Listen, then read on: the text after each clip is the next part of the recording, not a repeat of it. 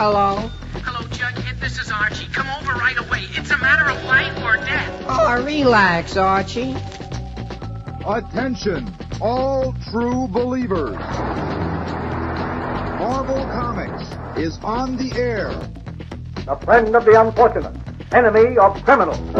In reality, Dan Garrett, a rookie patrolman, loved by everyone but suspected by none of being the Blue Beetle. Boys and girls, your attention, please.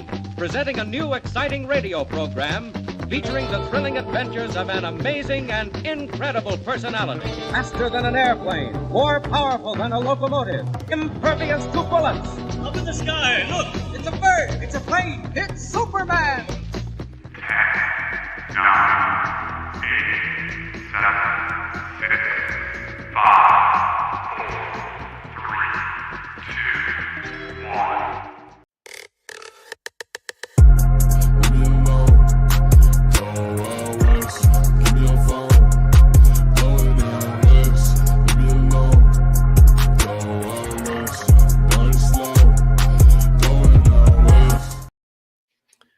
Ho, ho, ho, and yippee-ki-yay. That's right. We're out here on the Best Coast, living it up on Christmas Eve. Or if you're watching us over on the East Coast, happy Christmas Eve over there. We'd definitely love you joining us on this holiday week, kind of leading into it. I know a lot of people are probably busy with other things, but we appreciate it. I am one of your hosts, Christopher, a.k.a. Bronzy Claus, a.k.a. the Bronze Age Nerd, and I am joined by my co-host, Big B McFly, the comic guy, aka Red One over there. So, first question right out of the gate, we're just going to hit the ground running. We are both relatively jolly, bigger guys with beards at Christmas time. Yes. How do you deal with that? Get all the pretty girls to sit on my lap. No, I don't. There you go. Nice strategy. I can appreciate that. I love it. For those wondering what the heck I'm talking about, trust me, you get comments of like, "Are you Santa Claus?" from people who definitely don't think you're Santa Claus. Right. Are you going to play Santa Claus at the Christmas party? First of all, I wasn't invited to the Christmas party. Second of all, are there cookies there? Third of all, how naughty are the party? It was because of what happened last year. Exactly. The incident with the copier did not go unnoticed.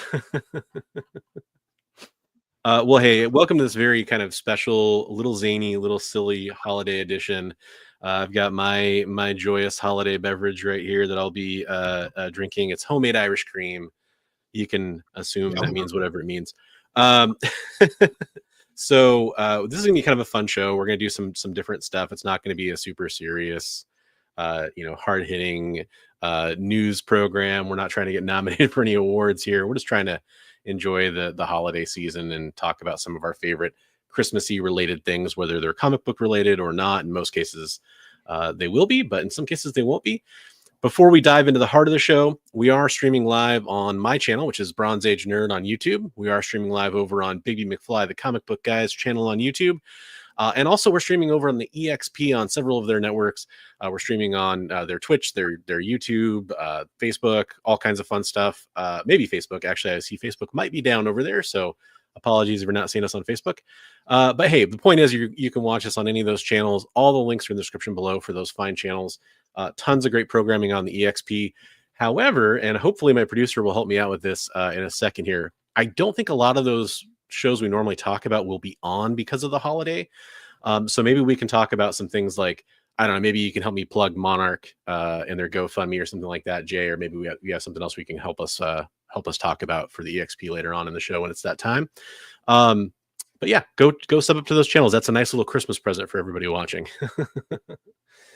For those that don't know what I'm talking about, there's a comic book shop that unfortunately had a fire, and EXP has been doing some awesome work in supporting their GoFundMe.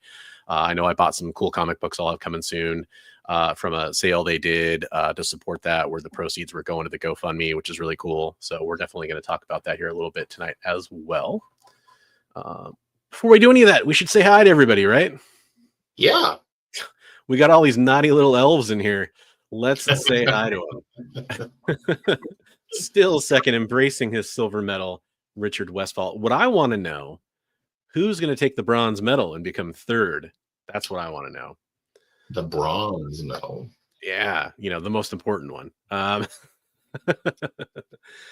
Just rename this to CGC Controversies. Roy Thomas Created Everything and Sydney Sweeney Updates. How did you know what our new show was going to be called? Richard, what? Are you spying on us? At the camera. He was here. He set up the camera while he was here. Gotcha. That's funny. Only beards that can challenge Santas. That's right, Derek. Thank you. Merry Christmas to you. Merry Christmas to everybody out there. Happy Hanukkah. Happy Kwanzaa. Happy New Year. I'm sure we'll see you at least one show before New Year's, but happy holidays to everybody, whatever one you celebrate, or whichever ones you celebrate. We love them all. Nice. Figure drawing in the chat. What's up? We got Jay Burns. This is true, Derek. Nice. Co-creator of Santa Claus. Yep, him and Coca-Cola got co-creation credit on that one. Talking fave Christmas comics. Yeah, we are. Fave Christmas covers, Christmas stories, Christmas movies, and then we're going to kind of open it up to if anybody has any like traditions or anything like that they want to talk about, any games they play at Christmas time, anything like that. We'd love to hear about it. I've done streams in the past. Yippee-ki-yay, Mr. Falcone. That's pretty funny. I've done streams in the past around this time of year because I know Christmas is kind of a hard time of year for a lot of people. And so kind of, in lieu of some of those ones I've done in the year, so before just, this one will be kind of our kind of open invitation, everybody to kind of come, relax, have a good time, talk about silly Christmas stuff. It's great. Yeah. Buddy, what's up, buddy? Howdy, nerd family. Happy holidays. Happy holidays to you as well. Season's greetings from Collector P. What's up? If one uses iconic photos and digitally colors them, then sells prints without permission, that's illegal, right? Oh, figure drawing is clearly alluding to something. I don't even know. I think that would be, well, if you're using somebody else's art, yeah, that would be illegal. Digitally colors them and then sells prints without permission. Yeah, interesting. The forgotten star of Christmas is eggnog. I was unable to find eggnog, and I'm too lazy to make it, or I should say I'm too busy to make it is really the case. But eggnog was unavailable. Too important to make it. And this is a family tradition for me. Homemade Irish cream is delicious. That's awesome. And strong. The TBS version is Milk Farmer. Out of context, that was great. Dagger, what's up, Dagger? Merry Christmas. Merry Christmas. Yeah, we're celebrating. Oh, thank you so much for dropping that one in the chat. Appreciate that. Yeah, so there's the GoFundMe for Monarch Comics. Go support a comic shop that is in hard ways. They had tons of stuff destroyed, and it's a very kind of a pillar of the community comic book shop in Ohio. So definitely go check that out. Give them some support. What's up, Lyle? Hey, Lyle. Naughty Little Elves. Sydney Sweeney isn't here. You don't know that. You don't know that. She's so tied up back there somewhere. I mean, busy, busy, not busy. Yeah, absolutely. Go ahead and oh, okay, I see what you're saying. Yeah, go ahead and throw me some DMs if you want to talk about that. It's funny, I was just talking about Mark Spears earlier. So we have a few things, and we didn't really talk about the order we should do these in. We have some kind of gift things. We have Christmas covers, Christmas movies. There's very little news. What I actually could do is just go to like one of the news sites and just see what the big stuff is. I'm going to leave it up to you, Bigby. One of my Christmas presents to you this year is going to be you deciding our fate. What's the first thing we're going to tackle? Let's talk about Christmas covers. Let's talk about Christmas covers. Nice. Yeah, we got some cool ones. Ever try to climb in a chimney? Why not try tonight on camp? I have seen so many bad outcomes from that. Oh, like people really trying it? Well, people like that have gone missing and being stuck in chimneys and stuff. Not necessarily at the holiday times, like just trying to like maybe break into a house or something and getting stuck and being discovered years, months later. Yeah, I gotcha. Hey, figured I see your message. Don't worry about it, man. I already highlighted your messages on screen. They're kind of there forever, so don't sweat it. You don't got to delete stuff. No worries. But I do appreciate your self control. Let's put it that way. I appreciate that. Yeah, people do some dumb things for good reasons around Christmas time, don't they? Something I've noticed. Yeah, I hope everybody's safe out there. It was like, I think the first time I ever heard about that was like on Gremlins, right? Talking about But I mean, like some of those got to be urban legends, right? Yeah. No, so I've been watching a lot of like it's great holiday stuff, true crime stuff lately, and like or missing people, missing 411 kind of stuff, and yeah, there's been several involving chimneys. Oof, you hate to hear it. Right. That's too bad. Hey, how about some Christmas covers, everybody? My whole family died in a chimney. Those tropes. Well, it seems like in poor taste for you to go around asking people to get stuck in chimneys, Chris. Come on. Hey, John's Comics with Kids. Merry Christmas. Thanks for popping by. We appreciate it.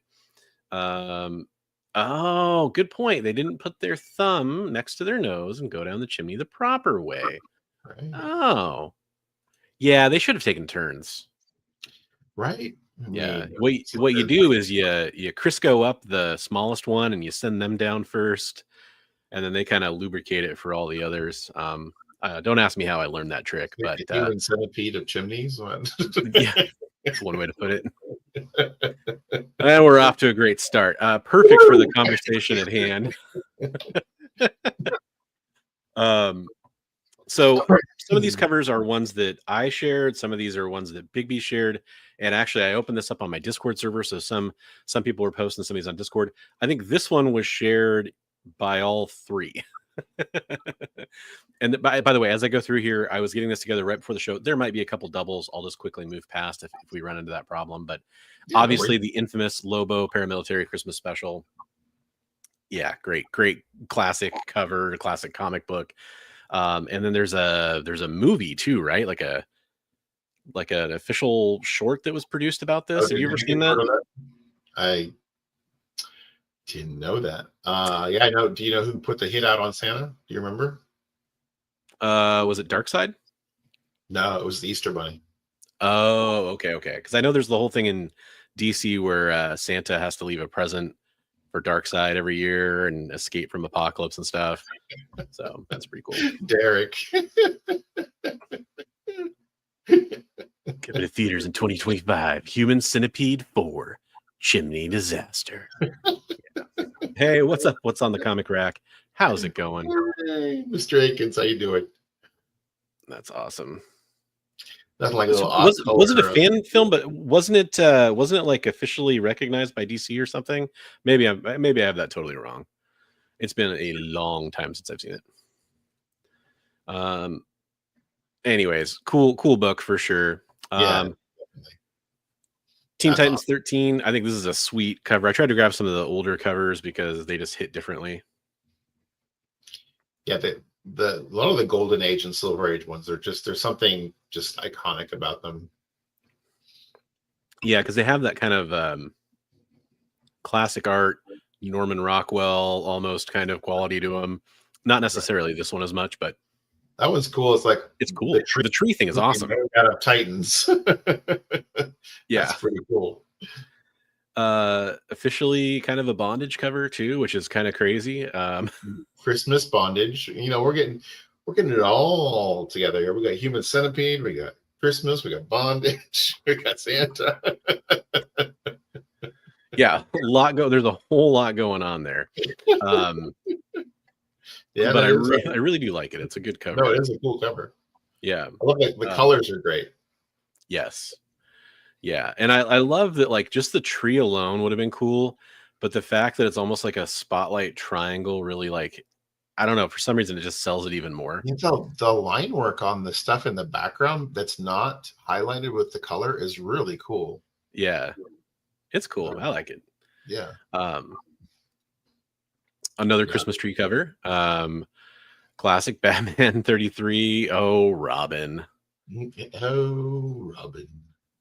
Also, like, he's putting the star on top of the tree, but it's also like a wand. It's kind of weird. Because, like, it's kind of, I don't know. That doesn't make any sense. Maybe it would have been, maybe the artist was finding it hard to draw the star in his hand and emphasize that he was trying to get it on top of the tree. I don't know. Yep. I love that. Gosh, this would have been, what year would that have been? Issue 33. But it looks like it's still an artificial tree, which kind of cracks me up. 1940s. Yeah. Right. Yeah. That's great, though. This is one of the ones that got posted in the Discord. So yeah, forgive the text down here, but it's really cool. I didn't even know this cover existed. That's a good one. You know, that might even have been printed on the cover of that comic. It was New England Comics. Oh, yeah. It's possible. Very cool. I like that a lot. That's a good one. Yeah, all the stupid stuff like this is why Batman backhanded Robin. I love the look on Arthur's face over there. That's awesome. Yeah, good point, Psycho Phil. It is that special is definitely on YouTube, and you will absolutely. I have not seen that. I'll have to watch it. And I starred this question, Chris. We will get to that after the cover talk, but that's a great question. ASM 314, Todd, Spidey, and Christmas trifecta. That's I can't picture that one in my head right now. Which 314 is the one where they're getting booted out of the apartment on Christmas. Oh, right. Okay. Santa's there ringing the charity bell there on the. Yep. This one was actually Buddy, who's in the chat, posted this one. I remember even who posted this because I know he's a big Spawn fan. Great Christmas cover right there. Right. Yeah. Love it. Capullo and McFarlane. Yes, cool. I think McFarlane was doing inks, I want to say, or maybe layouts and then inks or something around this time.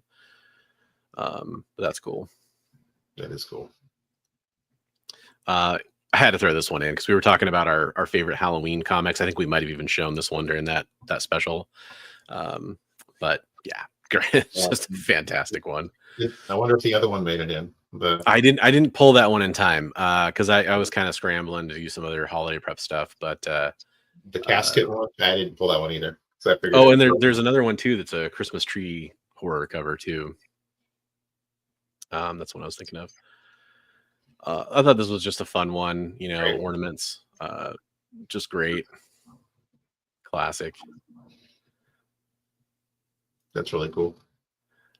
Here's another, classic one I had to pull too. Real classic, truly classic one I had to pull. Has that kind of old school feel to it. That was 1940s too. That's like 1946, I think. Oh, nice pull. That's good job. Yeah, that's a good one. Yeah, that's awesome.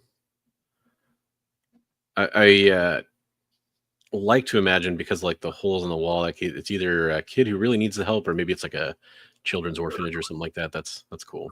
Yeah, no, and like you said, the art, it's just like it's got that real nostalgic like feel to it. That's really cool. Yeah. Lord of Brooklyn says, "I've never seen a bloated skeleton." Well, in America, all these things are possible. Right. Awesome. I love this one. That was really cool. Yeah. There's a couple really good Superman ones on here that I think at the time just kind of especially evoke kind of a certain nostalgia. That's one of those treasury sized ones, right? Same with believe that. So. I think there's a couple on here like this that are like that. Yeah, like that one you just showed, the Marvel one, is a treasury. Yeah, exactly. I was just gonna say this is kind of not contemporary with the last one, but kind of the Marvel equivalent, so to speak. Right. Very cool. 1976. That's pretty cool. I love that the Thing. I for some reason I would picture the Hulk just because he's bigger, but that's pretty cool still. I mean, they're about the same size at that time. Right. But yeah, that's sweet. All time classic, right? Like this is like the diehard of Christmas covers, Right. Love it. And yeah, I think all three of us submitted this one to my Discord, me and you. Yeah, when I think of like classic Christmas covers, that's one of the ones that always comes to mind. Yeah.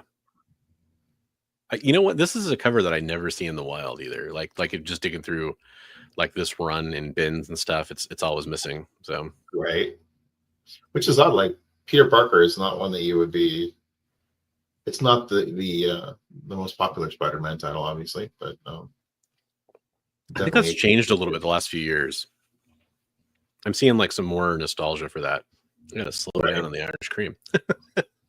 Getting a little too jolly over here. Wee! Jolly Christmas. This was another one submitted on my Discord, Daredevil 229. Love it. You know, the bell with it being Matt Murdock. It's just a cool one. I haven't read this issue personally, so I don't remember what the story was like inside, but that's cool. So many covers that have Santa like as a threatening figure. Hey, got some visitors here. Oh, Better Off Dead is a Christmas movie. Yeah, I guess it is, isn't it? It is. Yeah. It's pure snow. Do you know the street value of this mountain? $2. I want my $2. Sorry Judge about Dredd is cross. Sorry, your mom blew up, Ricky. Yeah. A handful of 2080 covers of okay, right on, Steve. Cool. Very cool. Hey, we got Swaggle House in the house. What is up? Mickey. Happy holidays, Merry Christmas to our friend Mickey. Absolutely love it when you drop by. Thank you very much. Also, another good friend of the channel, Dr. Plagueis. Good evening, good evening, good evening. Who's been posting straight fire on his Instagram recently. He's been on a heater. His action figure recreations are so cool on IG. And it's really smart too, because it's like a signature style, right? Like, right. I can always tell when it's one of his posts when I'm going through my feed. I think we all probably posted that one too. That's a good one. You know what? I didn't post this one probably just because I didn't pull it, but definitely a good one. Definitely a good one. There you go. This is for Lord of Brooklyn. This is a more physique accurate skeleton for him. Right. That guy's got no problem going down the chimney. This one was posted on my Discord. I love it. I appreciate it. I'm glad somebody posted it. There's actually quite a few awesome, like sexy, Santa baby covers out there. Yeah. So. That's a nice one though. Yeah. Right. It's undertone, not as bad as some of them get. It's under something. That's some right. Of the stuff I send Bronze on Instagram. That's true. That's awesome. Yeah, Trav posted this and he said what it was. It's the Batman Santa Claus Silent Night #1 Otto Schmidt cardstock variant, which I'm glad he told me what it was, because otherwise I would not have been able to pull that off the top of my head. But that is a cool cover. That is nice, really cool. Yeah. Keto skeleton Santa. Yes. Nice. Low crap. That's true. It's great. Love it. Yeah, the Howard Cosell thing in Better Off Dead does crack me up. There's so many great lines. That's a great movie. It's a great movie. It's great. Yeah, I think when we talk Christmas movies, we're going to kind of cover the classics that we love. The dark, like I'll call them the dark horse, not like the comic book company, but like the dark horse Christmas movies, like Better Off Dead. It's like you don't think of it being a Christmas movie, but it takes place at Christmas time. The classic example is Die Hard, probably, although that's obviously debated amongst nerds. But yeah, and then also just maybe like another nod for horror Christmas movies, because that's one of my other favorite like subgenres of. I'm actually not a big horror fan, but I love horror Christmas movies. So, did you watch Violent Night, the one with David Harbour? Oh yeah, that was really good. Definitely. Yeah, this is anytime you got Santa fighting the Hulk, right? No brainer. Is that the record in the Santa costume? It looks like it. I don't know if it actually is in the story. I think it's the record. I mean, definitely from the Crow. Or no, it's the Rhino. It's the Rhino, I think. is what somebody said. Oh. Yeah. Oh, yeah. Okay. Yeah. Cool. He's got under the hat. It's facing like it's got the horn. Oh, right on. Yeah, that's why it's facing that way. That makes sense. Okay. So this is a better representation of the rhino than Craven, the new movie. Okay, cool. Got it. Yeah, I saw some of that footage. I was like, looks a little rough. I love that cover. It's awesome. Yeah, so unfortunately, I actually, they're kind of buried, but they're actually kind of right next to me. The collection I got, I went back and pulled some comic books from it because I was really, hoping to get some more books out of there that I knew I'd passed over when I've been looking them over. So I went down to my storage area, pulled a whole bunch of Punisher books, and there's a first appearance in this book that I have like her follow-up appearances and all that kind of stuff. But this is one of the few books that wasn't in there that's kind of right from the time period that I expected to be. I was hoping was in there because I wanted to be able to post it for Christmas. But that's really the only reason. But it's just a sweet cover. It is a good cover. Yeah, there's a lot of great Punisher covers from this kind of time period. Yeah, there's a what red Christmas one or something? Red Punisher Red Christmas or Red Xmas. Yeah, Red Xmas, yeah. Another classic goodie, oldie but a goodie. Yeah. Yeah. Very fun. Wonder Woman alias Miss Santa Claus. That's cool. That one was in there twice. Okay, sorry about that. This is the great Liberty Meadows one you posted. Gotta love Frank Cho. I love the Thanksgiving cover is one of the best Thanksgiving covers ever. The one where she's burning the turkey. Yeah. Hey, what's up, Awesome Sauce? Merry Christmas, Happy Hanukkah. Oh yeah, we already mentioned Hanukkah earlier. I tried to call out all the winter festivals. Also Festivus. Any holidays out there, we appreciate them all. Most people, you gotta love a winter holiday. It's the time of year where we need one. So Awesome Sauce, I hope you're doing better. I hope you're absolutely. Oh well. Absolutely. I love the kid whispering. Catwoman needs a shave. That's a great one. I like how Alan Scott looks like he's just had enough of this. He's like, come on, let the kids have a chance, right? Yeah. That's a great cover. That's great.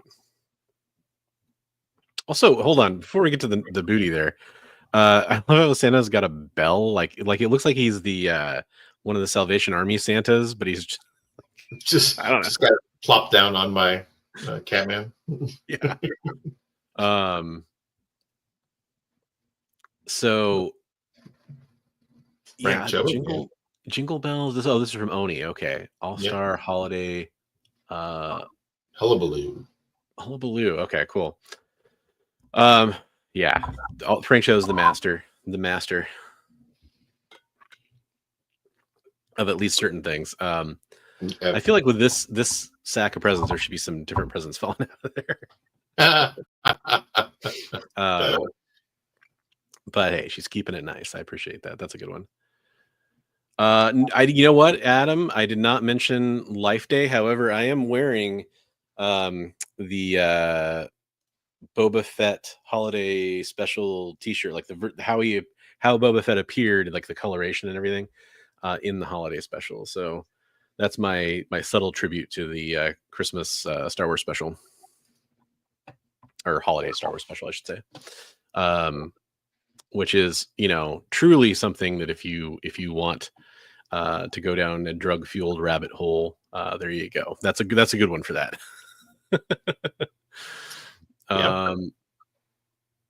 It's great. Wolverine just looked like he's over that. Now, if Wolverine popped his claws, would he electrocute himself if he cut himself out of that? Probably. Probably not enough to phase him, but be right into his because the claws are part of his bones, right? So yeah. That would suck, But I mean, obviously, Yeah, he's seems like he'd overcome be more worse. prone to like electrocution, right? Like, Yeah, like electrocution and drowning were like a couple weaknesses. Although I've pointed this out before. It's hilarious to me in the new X-Men stuff, like the newer X-Men stuff, not the title new X-Men. right. Wolverine just swims all the time, but like that was always like a thing where it was like he didn't like going in the ocean or swimming because he'd sink. Right? He's not buoyant. He's so heavy, he just sink to the bottom. It's comic books. What do you expect? He can't swim. Ex-SSFD lieutenant says, "Happy Ramahana Kwanzmas." Hey, what's up? How's it going, X? Thanks for joining us. Merry Christmas. Happy holidays. Speaking of which, I should have just pulled. I when you sent this, if I wasn't so darn pressed for time, I would have just pulled this because I have it sitting right behind me in a box. Right. But you got that at Frankenstein, right? Yes, I did. Yeah, and I picked it up specifically so I could post it over the next couple days. I just thought it was a fun comic to have. But I got that Catman one I picked up at Frankenstein. It's like the very first table we went to. Nice. Yeah, they got a lot of DC stuff. Yeah. That's cool. Here's one that Bigby sent, Caliber Christmas. It's cool. That one is a key because it is I think it's one of the very early Walking Dead stories too. Oh, Walking Dead. Is it a Walking Dead story? No. I'm thinking of the Caliber? It's a Dark Horse one I'm thinking of that has the Walking Dead story. It's not that one. Okay. One of the that's a very early Crow story though. So Okay. Well, in that, obviously, because of the cover and stuff, it obviously made sense. But so there's a Dark Horse comic that has a Walking Dead story in it. A Walking Dead Christmas story. It's the man and his son that Rick meets early on. Mm-hmm. It's their Christmas story, and it's actually kind of nice. It's a little hopeful for the Walking Dead universe. Does it predate the series? No, I think it's just really early. Somebody will probably tell us in the chat. It's really early in the series for Walking Dead. So I think that he meets that fella like in the first 10, 12 issues in the series. Yeah, for like first 3, I think. Yeah. I think it may be like the end of the first issue or the second issue or something like that. I could be wrong. It's been a long time since ever. Yeah, so this is like 1 year after he met them. So right on. Yeah, that's cool. Yeah. This was the other Superman cover I was talking about, by the way. It's kind of a Macy's special, but it's still just, I mean, that art alone is just badass. Yeah, there's some great Superman Golden Age Christmas covers. Yeah, definitely. And then I had to throw this one in here. Samurai Santa. This is, for those that don't know, first Jim Lee. What's that? I said it's a key. Yeah, absolutely. And this is the one that I would love to find.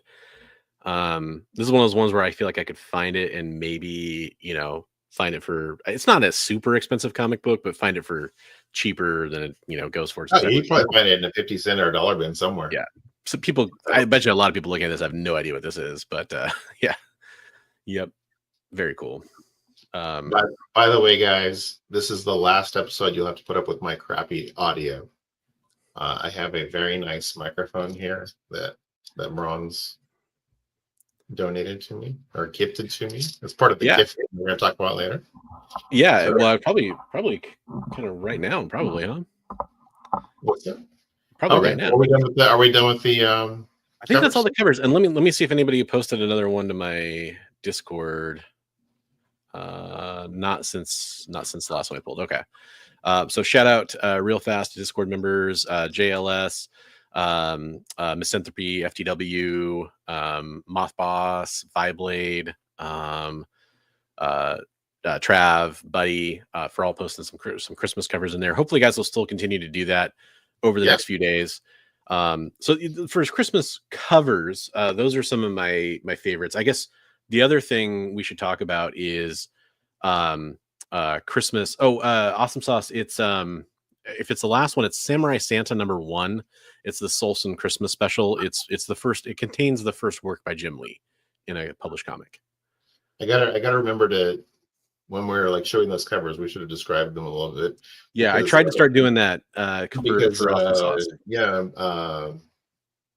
YouTube has decided that our show is a podcast as well. So the Yeah. people are, oh, what a great cover by Frank Cho. Describe it. Derek says Vault of Horror 35, which I'm just gonna Google real fast because I I can't think pull that's it the off my head. casket one where he's got. Oh, that's the casket one. Okay. Yeah, Right. where it's Okay. like yeah, we said that was a dual purpose, great Halloween one and a great Christmas one. Yes. There's another Bronze Age horror cover too. That I think I don't know if we showed it for a Halloween special, but we came across it for sure. During our research, I know I did. And I just, was like, oh, I should file that away for Christmas. And of course I actually did not do that, but I should have. Hey, Marcus, Red Chair Woodworks. Hello. Hey, what's up? How's it going, guys? Did you guys mention Batman Noel by Lee and no? So I didn't actually, but that's one of the ones I was going to talk about when we're talking about favorite Christmas stories. However, I have not read that since did that come out in the 90s or did that come out in the 2000s? I can't remember. I think it's 90s. I want to say. I don't know if I've ever read that one. Yeah, it's been so long. I remember liking it. I don't remember it very well. But I did get one more Christmas cover in here, so I'm going to show that real fast. Psycho Phil sent one in while I was describing this stuff, so we'll share that because it's a cool one. Got a Gwenpool. Holiday special. Yeah. Well, we got Gwenpool. What we got? Kind of a Santa looks a little scary. Yeah. Yeah. He's obviously up to no good because he's rolling around in a convertible with a henchman looking Rudolph. I bet she's up to no good. And then you got Punisher, Deadpool, Miles, and Red Skull down here on the bottom. You got Red Skull with a Santa hat. That's great. Yeah. Love it. Punisher looks so happy to be caroling. I feel like he's the only one that needed a book, and then right, yeah, it's he's got the gun hidden behind the book, right? right. Deadpool's enjoying some holiday nog there. It looks like that's cool. That's a good one. Thanks, Psycho Phil. I appreciate that. But yeah, on the gift giving side of things, yeah. So I got a Black Friday deal for a new mic. I've been using it for the last couple weeks. It seems to be going well. I'm excited to use it for a recorded video because I can tweak some audio stuff on it that I am still having a hard time doing while I'm doing live shows. So it's probably a little bright. But my mic, I don't need two mics right now. And unless Bigby and I are going to do some co-location stuff, in which case I can bring one to him or he can bring one to me or we'll figure it out. So I was like, hey, we should get Bigby an upgraded microphone. So he'll have that working. Apparently it was not liking him using it prior to the show, but that will change. Right. New Year's resolution 2025. The camera was jealous of the microphone. The camera said, no, use my microphone. Use my microphone. But yeah, I've tried to help out Bigby with some of the presentation stuff so he can continue to make awesome content, that people can hear a little bit better, people can see a little bit better. Because I know that is something that is a real hurdle. Early days on your channel on YouTube, it can be expensive. So I appreciate it. Super much. Super appreciate it. But yeah, hopefully get some use out of that. Oh man, we got other ones coming through. More covers. Let's take a look. What do we got? Give me a second to get it. Get it pulled up here, and I'll. Yeah, I got I don't know. I hooked the whole thing up and thought it was going to be great, and then I jumped into StreamYard and it's like, "Hey, your audio is good," and I'm like, "Wait, that's not the right audio." Yeah, that's unfortunate. Technical problems notwithstanding, once you get it working, that should be a really good microphone for you. I'll have to have Trav come up. He's my tech guy. Well, and I can probably swing by too. Is the other thing is it's not. It shouldn't be hard to get that going. I wouldn't think, but sounds like one thing in Windows probably isn't cooperating. But here's one. Buddy sent this through too. Joker Uncovered #1. I remember this came out last year. I think that's a great one. Yeah, this was kind of a hot comic book around Christmas time last year, if I'm not mistaken. That's a really cool one. Looks like this is the European cover. The filthy green beard. Boy, talk about bad Santa, right? Right? Yeah, absolutely. That's cool, man. Thanks for sharing that, buddy. I appreciate But it. yeah, we got Joker on the. He's sitting kids on his lap with the filthy green beard. Looks The kid's dressed up as really Robin. weird. Yeah, the kid's dressed as Robin with a Batman plushie on his arm, and he's just crying his eyes out. I love the like even the detail in the background spot on. Yes, really, really nicely painted book. That was Joker Uncovered #1. That's awesome. Yeah. Who's the artist? Do you know? I want to off the top of my head I want to say Bermejo, but I could be wrong. Yeah, it's beautiful though. Really, really nice. Derek, if you jump in the chat and send it to him, you can show it. Yeah, jump in the Discord, man. jump in the Discord. I think Derek's on my Discord. I can't remember if he joined or not. But I did want to say real fast, Jay was nice enough to help me out with this because I wasn't sure what the schedule was like the next couple days with the holiday. I'm just going to read it straight from the message. There is a pre-recorded interview that Henri has with Fish Lee for tomorrow. So that should be going up. No live show scheduled at this time. Yeah, so that should be going up.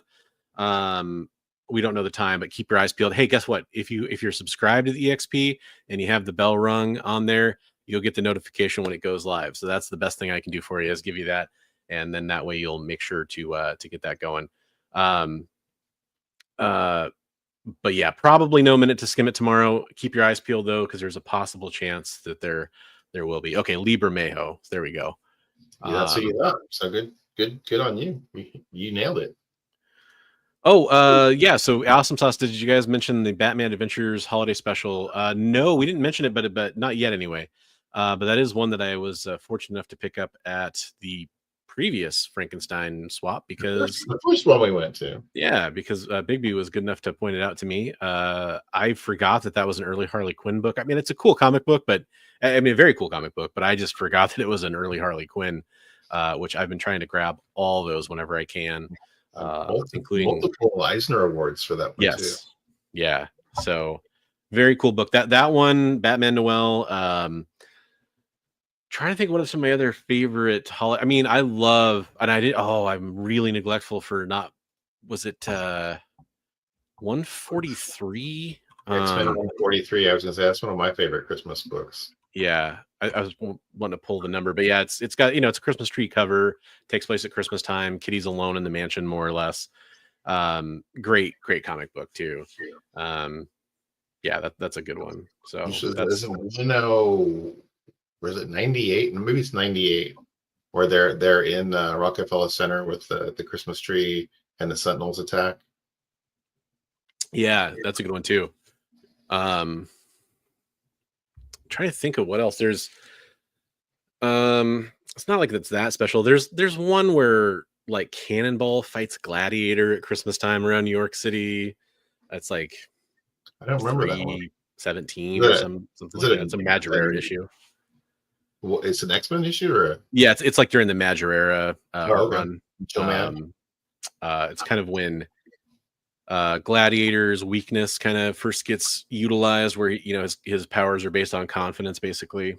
But it's not really like it's kind of it's the diehard of comic books. It takes place at Christmas, but it's not really a Christmas comic book, right? I'm trying to think of any other. Isn't really either, but I mean, it takes place at Christmas time. Yeah, that's true.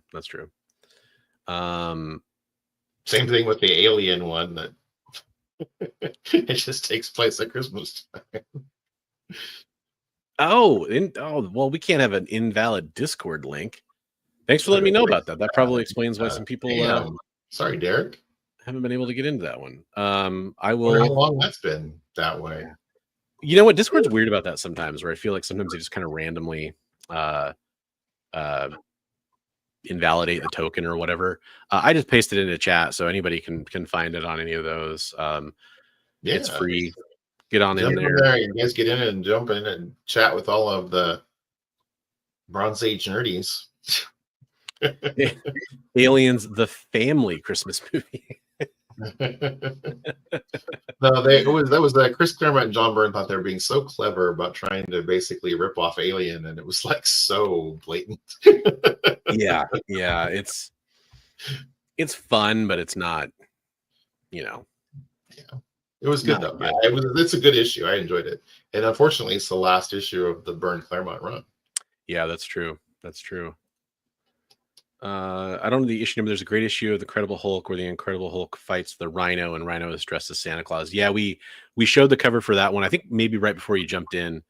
Awesome sauce. He's got his horn underneath the hat in a great little swoosh. And I forgot the issue number, but I can pull it up real fast. It is 378. The Cannonball one? No, the Hulk one. Oh, the Hulk one. Okay. Yeah. Hey, we got several people jumping in. Man, you know what?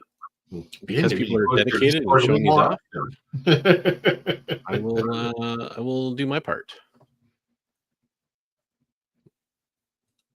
I'm always irritated at the way that StreamYard wants this to work for sharing windows because it's kind of a lot of clicks, but here we go. There it is. That's the one. The nice. Mickey Mouse magazine one. That's a great one. Really you gotta love that. December 1937. Wow. And this is from the era where Mickey Mouse to me can look a little terrifying sometimes. However, this one avoids that. Yeah. There's some of that like Steamboat Willie era, like Mickey Mouse stuff where he's a little creepy looking. That doll in the bag though, she's a little scary. Well, I mean, everyone knows dolls are haunted. Like they're just all little. No, me. You didn't feed me. No, that's a great one. Thanks for sharing that. Really cool cover. I love it. Yeah. 1937. That's so cool. Yeah. That was when I got that collection with Ryan.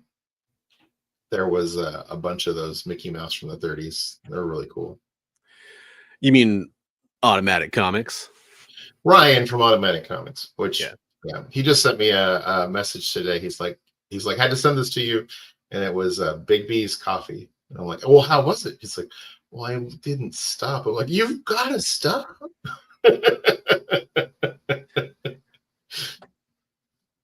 Doll's cheeks are a little too red for comfort. Yeah, I agree.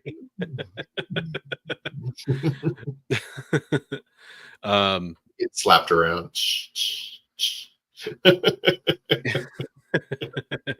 No, that's awesome.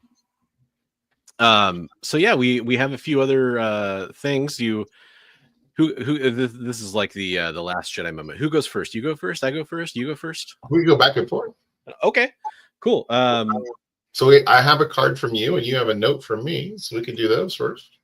Okay, let's do it. So the note. Oh, by the way, actually, you know what? Before I even do that, I want to give a shout out real fast to somebody.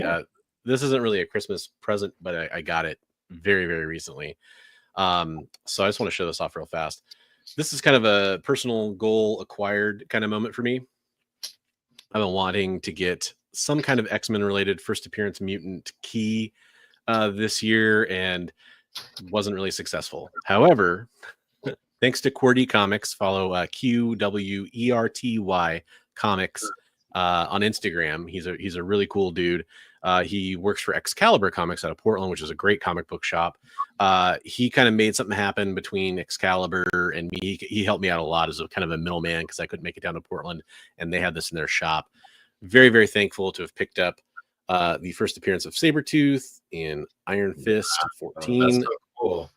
Yep. It's a mid-grade. It's got like a crease on the corner, and it's got like a little bit of a tape pull down here, but it makes up for it by being signed by Chris Claremont on the inside. Oh my goodness. There you go. Yeah. So that was really sweet of him. I told you the other day I was hanging out with the guys from Future Past Collectibles, and he was going through it. He's like, we were trading some Daredevil books, and he opened up one of my books. He goes, "You don't want to trade this one." I was like, "Why?" He goes, "It's signed by Frank Miller."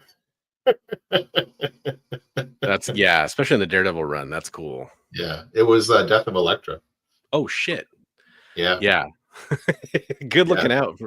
That's good. Yeah. I mean, and he and hey, all props to him. I think I mentioned this before, but like he was the one looking over condition and everything, and he could have not even mentioned that and just been like, "Oh, cool," and thrown it in his pile, and then away he went with that Frank Miller signed book. But he was totally honest up front. He was like, "Hey, you don't want to trade this? This is signed by Frank Miller." So that was really cool. That's awesome. Yeah. Well, wow, that's cool. So did you pull that from a collection, or you think you pulled that from a bin, or? I think it was like I bought a bunch of Frank Miller from several shops where it's just like bulk Daredevil Frank Miller run stuff, and I don't know which one I got that one from, but Gotcha. Yeah, it's just cool to find. I got to go back through and I need to start going back through everything and looking for Mark Jewelers and signatures, because I know I've run across so many signatures. I think What's on the Comic Rack ended up with a John Byrne signed early uncanny issue, like the one with where they're in the volcano. He Oh, opened it wow. up, Okay, yeah. it was signed John Byrne right on the front page, the first page. So yeah, I always check, like, because I pretty much, unless it's something that I just don't care much about, I rebag and board most of the stuff I get. So I usually check, right as I'm doing that. right. Yeah. Yeah. Pop Comics just had a thing on his channel where he did 900 Mark Jewelers he got in one lot. It's just like this guy's uncle passed away and left all his comics to him, and like the guy, he had been in the military for quite a while, and so he had just all these Mark Jewelers. Wow. Like Well, and like X is saying, by the way, yeah, the majority of the community is quite good. They really are. Yeah. There's a lot of negativity going on, and we probably say this too much, but that's part of what we're trying to combat here. We're trying to combat a lot of the negativity. We talk about the negative things because they are in the news. They're issues that affect collectors. They affect comic book readers. But we always try to, not play up the negativity, at least, if not try to talk about how it can have a positive slant to it, or how you can overcome it, or whatever. But it's very important to point out that the majority of collectors out there are cool people and not going to try to take advantage of somebody. So yeah, and if somebody does something cool like that, I always want to make sure to shout them out and say, yeah, hey, this is a good dude, So.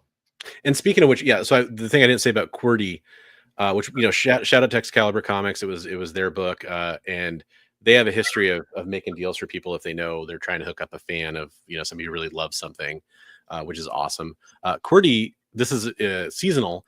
He actually makes Christmas ornaments, and they're really cool.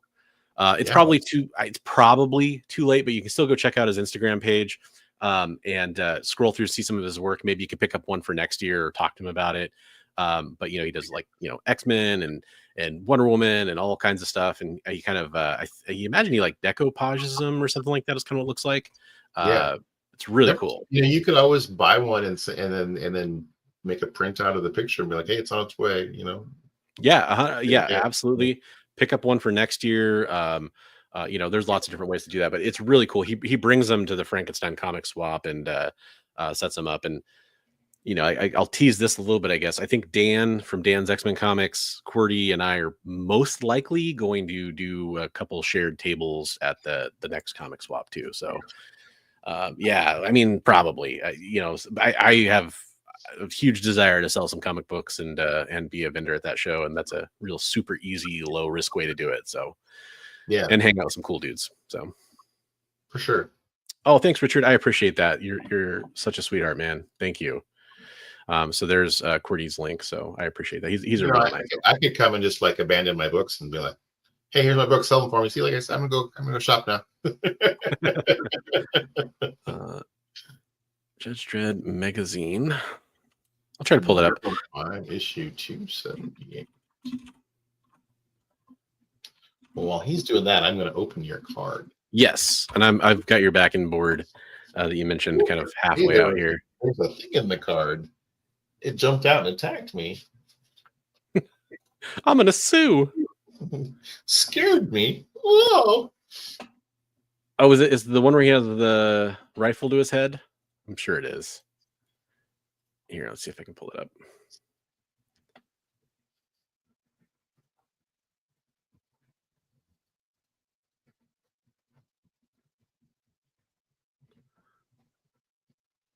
There we go.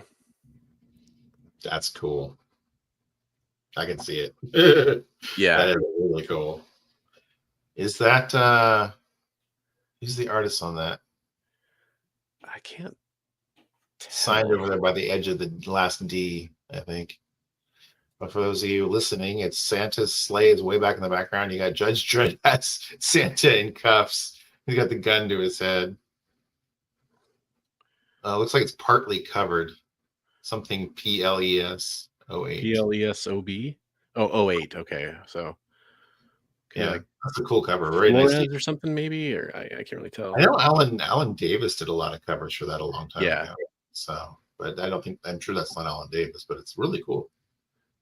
Greg Staples. Nice. Staples. Okay, very cool. Yeah, that's a good one, Steve. Thank you very much for pointing that one out. All right, I've got your note here. Yeah, so I know for your work, caffeine can be pretty important. So yes, so thank you, Bronze. Bronze sent me a Starbucks card. Brain not working. Not a sponsor. Yes. And that's it. No. A wonderful Christmas card. Wishing you a very Merry Christmas, and it's signed by Bronze and his whole family. It says, "Thank you for being my co-pilot on this adventure," which I think I said something similar in my note. Oh, there we go. Yeah, very much same in line. Do you want me to read it or no? Yeah, go ahead if you're okay with it. Yeah, totally. The greatest gift I received this year was the gift of your friendship. Thanks so much for going on an amazing adventures with me. Looking forward to what the future brings best. That's awesome, man. Thank you very much for that. Yeah, that's cool. Yeah, and I had my family sign. I think my daughter kind of smudged the ink when she signed it. That's okay. That makes it even more like authentic. It's like, hey, it's that age. That's really cool. Yeah. Right. All right. Well, let you go pull something first out of there. I think there's a specific order, so you got to go down the order. I'm pulling the first one first. All right. All right. First one first. All right. So we have. Oh, okay. Yeah. We talked about this. This is Astonishing X-Men number 19, the variant edition, the Cyclops kind of focused color cover there. That's cool. Yeah. Nice. Very nice, man. Very sweet. And you got to explain what this is. This is a Masterpieces XL Upper Deck. Yeah, card? So it's Marvel Masterpieces. They're like oversized cards. It's still a sealed box. It was just one of those kind of cool things that I had that I almost threw into the Heroes for Heroes auction, but I was like, nah, but I thought you might appreciate that. It's kind of cool. Still getting something sealed like that. And cool. Kind of do whatever you want. Should I open it up and see what I get? That's up to you, man. Should I keep it sealed? I don't know. It's up to me. I don't know. Maybe I'll hold on to it for a minute. Think about it. Starbucks, no DD in your DD. I don't know what DD is. Oh, Dunkin' Donuts? No, there actually isn't really any Dunkin' Donuts around here. Not really. No. It's funny. I think Bigby and I are both fans of more independent coffee places in general. Lots of great ones around here in the Northwest too. Unfortunately, there's not an easy way to do gift cards for whichever ones I don't. But luckily I know you'll always be driving by a Starbucks.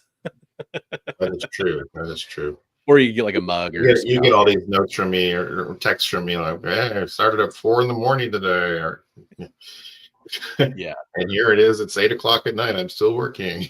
Okay, I'm gonna start kind of doing these upside down so I don't see the next thing. But I'll pull the next thing. I already did see it, but this is cool. This is an issue I need for my run. G.I. Joe number 26. It was in your bin in my lair. Yeah. We after Heroes for Heroes, Comics Limited and Bigby were kind of doing some trades and some swaps, and he was looking through some stuff, and I was like, "Oh, I need that. Oh, I need that." Things that Travis didn't need. Right. So yeah, there's friends of mine have a bin, like a pull box at a comic shop. We have little bins in my room where stuff that person might want. No, thank you for that, man. I appreciate it. It's really cool of you to do that. I totally was gonna trade some stuff for you, but there's plenty of things to trade for. Don't worry about it. We got plenty. I was going through things like, well, I'll talk about more when you get to the stuff. But I was going through things going like, I really want to give this to him. I'm like, why not? Just give him the things you want to give to him. So, so this says, if Mickey's still in the room, Speckelhoff, Thank you. And so this is from Mickey and Bronze. So I'll be honest, the mailer is what Mickey sent some of the Sanity comic books to me in, and I just reused it as wrapping for you. Oh, so this is the Sanity wrapping, but you reused some other stuff. Okay, gotcha. Yeah. Okay. Never Seems mind. appropriate. Giving me some sanity. All right, so And I'll then do one at a time on these two then. How's that? Well, I think you probably can go the first 3-ish at a time. I think you'll understand the pattern there. Okay, I see some. All right. Should I go? Okay. The stuff he sent is going to be really obvious. Let's put it that way. Okay, so we got Sanity number 1 with a Sanity kind of like postcard, I guess, or a flyer. Postcard. Yeah. And then so I'll be able to read all of them now. Sanity number 2. Oh yeah. And Sanity number 3. Yeah, that's where we're at right now, right? 1, 2, and 3. Yeah. So you got the whole set. By the way, you can't take credit for that. Shout out to Swaggle House for sending that and making sure that you got a copy of each book. That was really nice of him to do. He was really just generous because we had him on, talked about the book, and that really wasn't even the point of having him on, but it's something we definitely wanted to highlight. And yeah, no, that's really to do that. That's super cool. Thank you, Swagger. Really appreciate it, and thank you, everyone, for being the middleman on that. Yeah, that's absolutely, awesome. Man. Okay. So I guess I go next here. I'm trying not to see it. Unfortunately, there is a little card on the back, so I can already tell kind of what it is. So I know it's Harley Quinn, and I'll see. Oh, that's cool. Right on, man. So that's it's Ijaker. Okay, right on. Nice cover. Always love my Harley Quinns. Try to get the glare off the light there. Very cool. That's a beautiful. Thank you, man. Yeah, you're welcome. Okay, we got something hidden in here. What we got? No. Put these all face down. First one I'm going to pull here. We got, that's cool. Swamp Thing number 17. Fighting like a robotic dog thing. That's cool. Well, a whole pack of robotic dogs coming at him. Yeah. That's really cool. Very cool. Plant versus machine. Sure. It's red and green. Christmas colors. Yeah, I picked up a Bronze Age horror collection recently, and Big B was letting me know some of the stuff he was interested in from it. I know Swamp Thing was on the list, so yeah, for sure. That's awesome. Yeah. Thank you, man. Okay. Oh, this is cool. Another astonishing X-Men. Love that. I think that's a higher ratio variant. I got that one from Travel a while ago, but it was nice. He had a tag on it that was signified it was a fairly scarce ratio.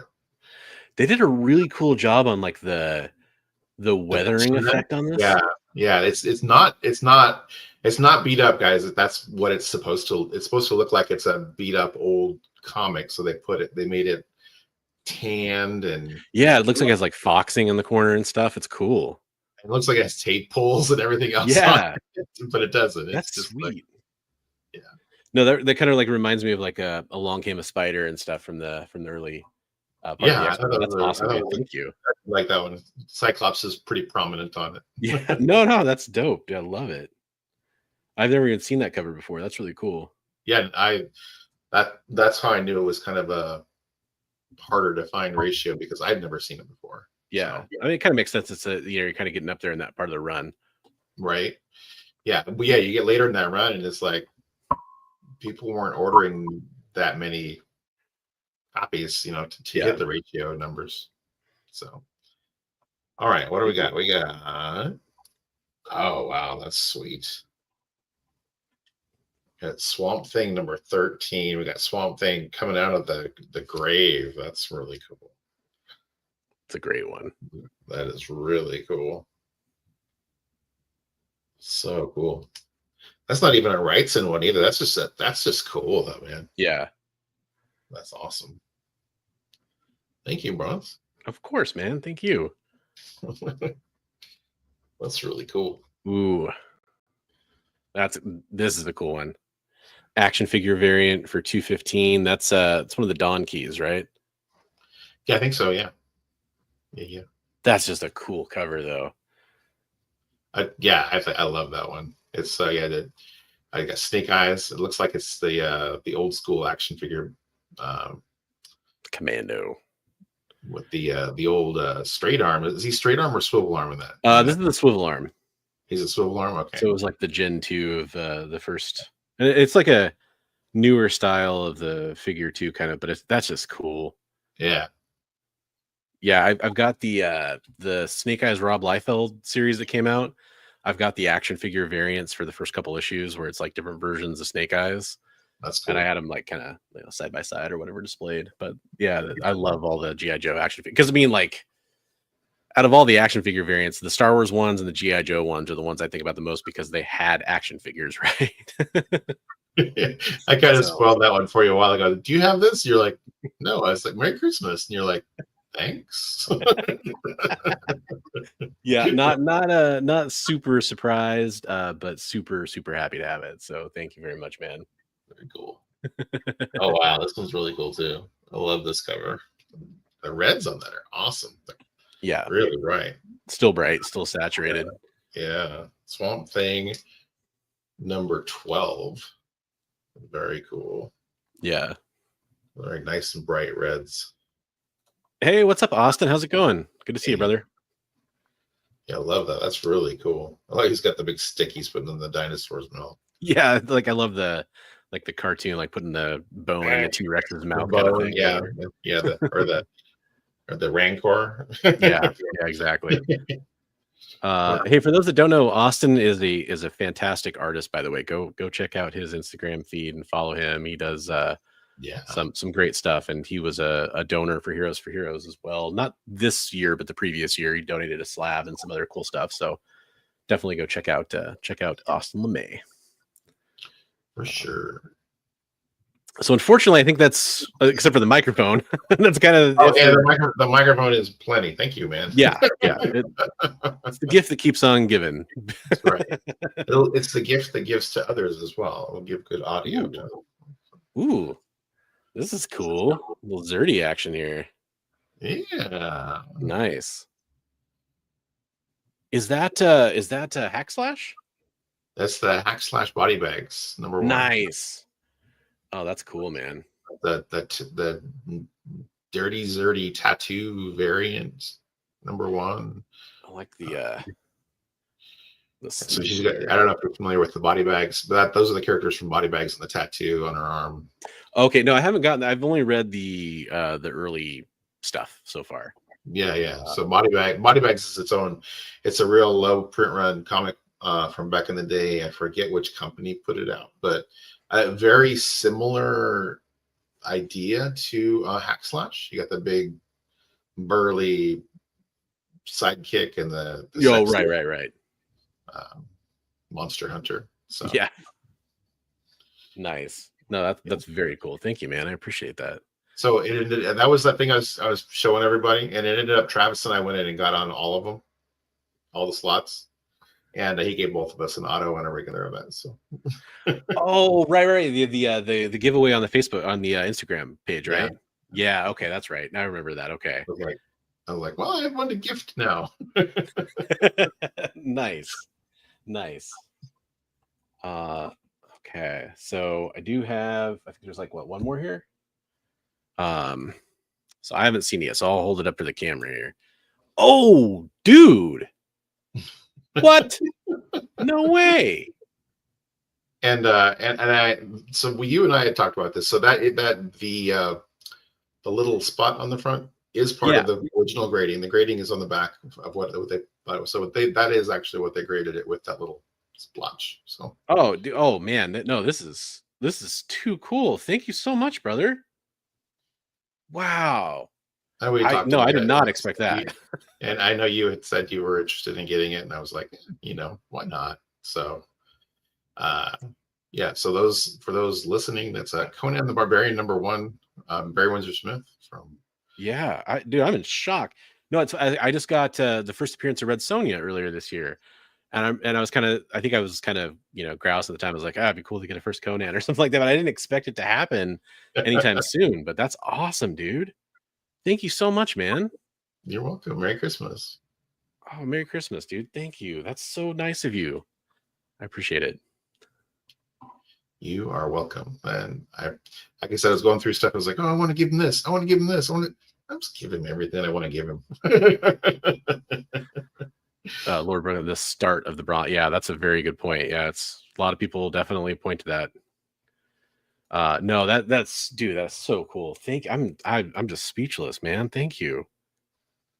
Wow. You'd appreciate it. Yeah, no, I do definitely.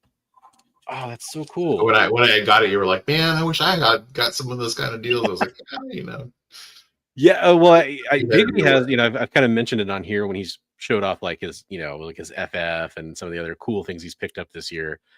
He's just got like the knack, I feel like, for just, and it's funny because I say a knack and it's not a knack. It's you building relationships with people. It's you, being being how awesome you are. And there's a karma that comes with that, right? Like there's things you put out, good things, and good things come back to you. And unfortunately, I've shared this before, and I won't get too deep into it. A lot of bad things have happened to you in the past too, I feel like, and so every time I see wins come your way, I'm always happy for you. Doesn't mean I don't get jealous sometimes, because there are awesome things that happen to you. But every good thing happens to you, and I'm always ecstatic. Well, I'm happy to share those wins with you. So. Yeah, I appreciate it. Thank you very much. That was so kind of you. You're totally welcome. Now, there is one other thing here too, though, right? There is one other thing. I told you to save it for last. Yeah, this wasn't just really nice padding for everything. Should I open this thing now? Yeah. Yes, you should. There's two little pull tabs, one at the top and one at the bottom. Okay.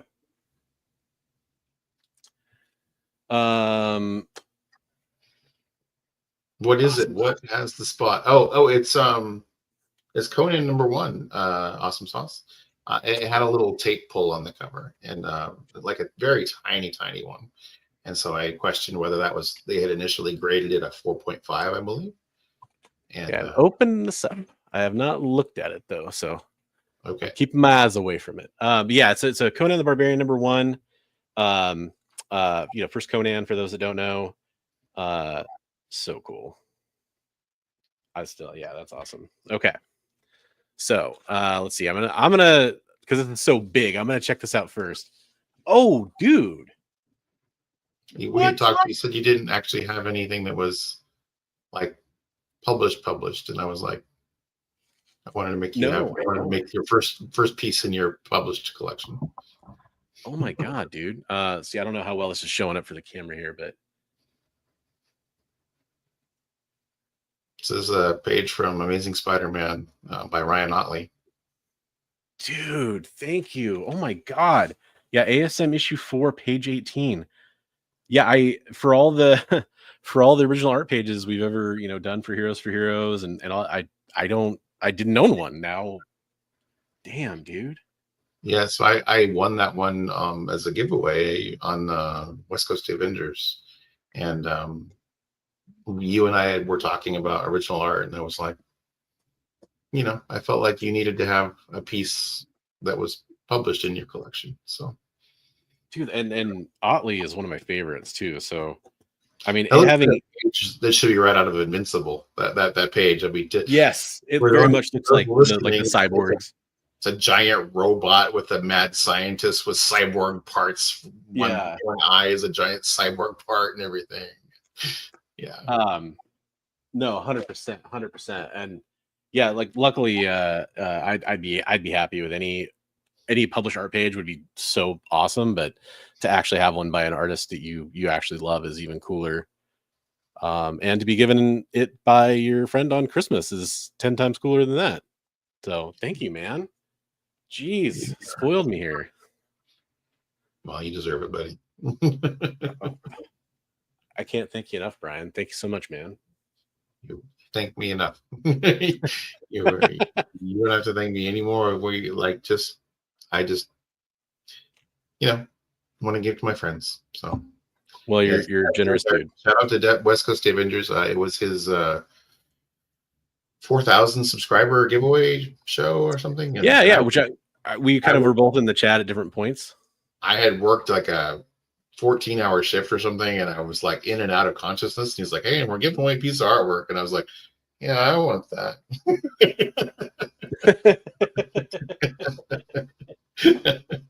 Oh, that's awesome, man. And I won it. So no better person to pass it along to than Mr. Christopher the Bronze Age Nerd. Dude, thank you.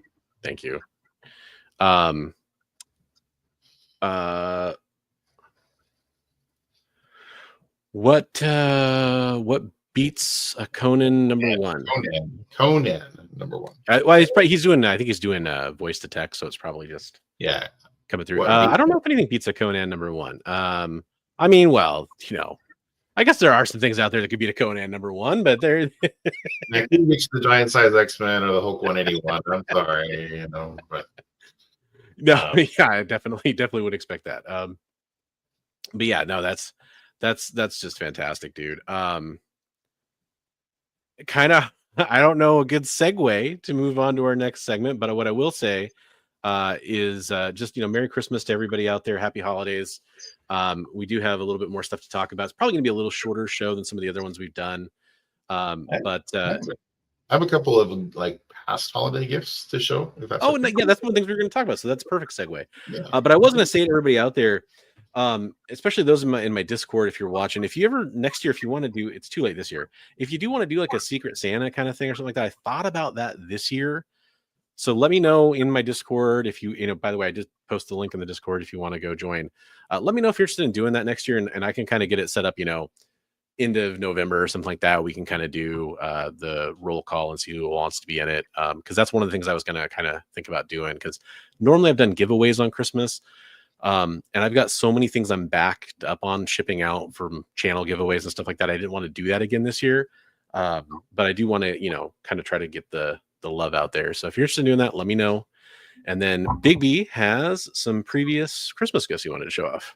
Yeah. So last year I was part of a Secret Santa thing for one of my Instagram groups that I hang out with. And, Brandon from Mon Comics. Oh, yeah. He was very slyly asking me who my favorite comics were and my favorite. So, I'm like X-Men and, G.I. Joe. And he's like, who are your favorite characters? And I'm like Snake Eyes and Wolverine. So he sent me a really high grade, the Marvel hologram of Wolverine. Oh, right. Yeah, I remember you showing that off on your channel. Series one. Yeah. Yeah, that's a good one. And then this one blew me away, though. This is the one that made me cry. He sent me a PSA 10 or CGC 10 Wolverine rookie card from the same set, which is worth a lot of money. That's a nice card. Yeah. And I was just blown away. Yeah, so that was an awesome gift. Thank you, Brandon. I still have it set aside in a place of honor. So thank you for that. That's such a cool card. Yeah, very, very cool card. So so in that set too, there's two Wolverine cards, right? Because there's the brown and orange, and there's the blue and yellow. Is the blue and yellow in that? I don't think the blue and yellow was in that series. I think it was just the brown and. I think there's two Wolverine cards in that series. Maybe. Yeah, but this is the one that I got. So I was going to ask you though. So, which costume do you prefer? You prefer the tan and brown, or do you prefer the blue and yellow? Tan and brown, I think. This is the one that that's the first one that I was exposed to. And I mean, the blue and yellow is okay, but it doesn't make a lot of sense for trying to be sneaky. Yeah, for sure. It makes more sense as a team costume, but it's not a good solo costume. Yeah, for sure. Which is ironic because it started as the solo costume. Right. And then this year, as part of the Secret Santa, and Bruce from Up North Comics, he and I had been talking about doing a trade earlier in the year, and so he's like, I know exactly what to send you because it was stuff that you were interested in. So it's a bunch of Marvel Bronze Age horror stuff. So Tomb of Dracula nice. 14 is a real nice high grade copy of that.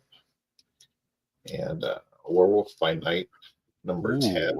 That's a good cover. High grade, nice copy of that. Yeah. No, please don't kill me. I'm your sister. Yeah, the werewolf was getting, she's shackled up in the sewer and the werewolf's coming to get her. And then Werewolf by Night number 16. Ooh, nice. Hunchback of Notre Dame. Yeah. Good deal there. Hunchback's coming with a bell to attack the werewolf. It's lady in the red top all the time. Hey, it pops, right? Draws your attention. And then Werewolf by Night number 21. We got 2 werewolves. Oh, right on. Yeah. I love that. That's so bright. The colors are really bright and nice. Yeah.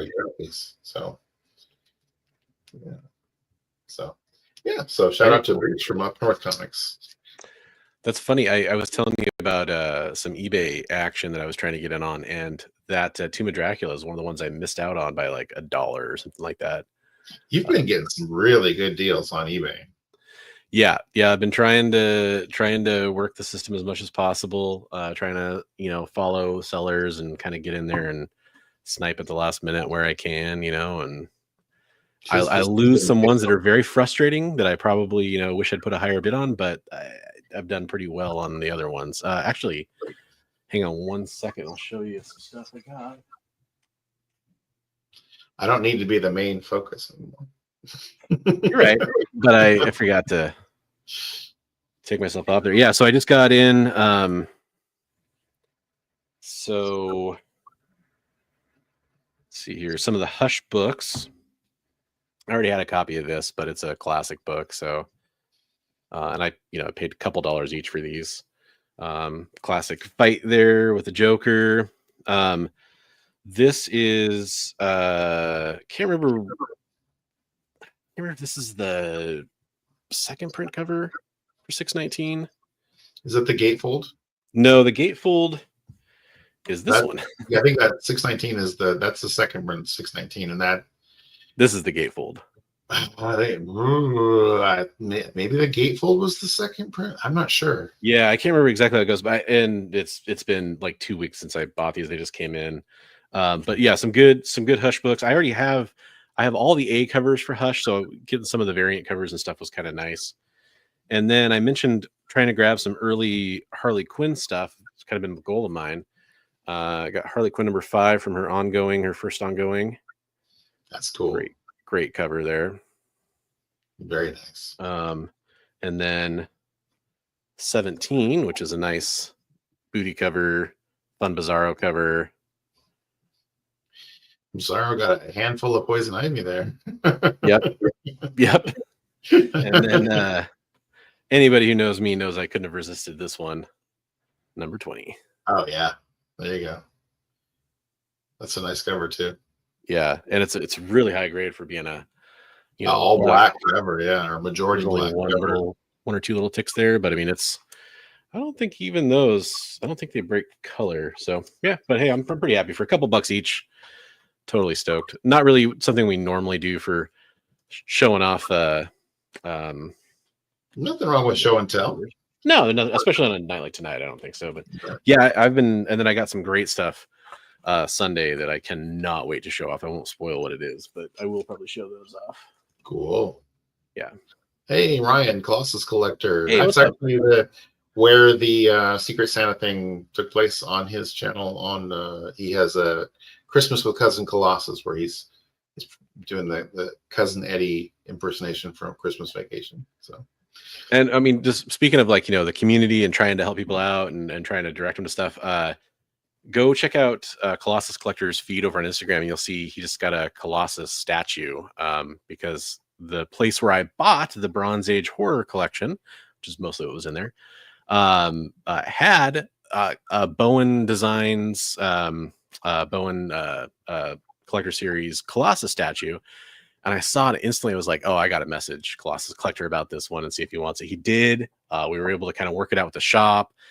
And even though he's in Canada and they're in the US, we were able to kind of use me as a middleman and get it shipped to them. And yeah, so he's got that now, which is really cool.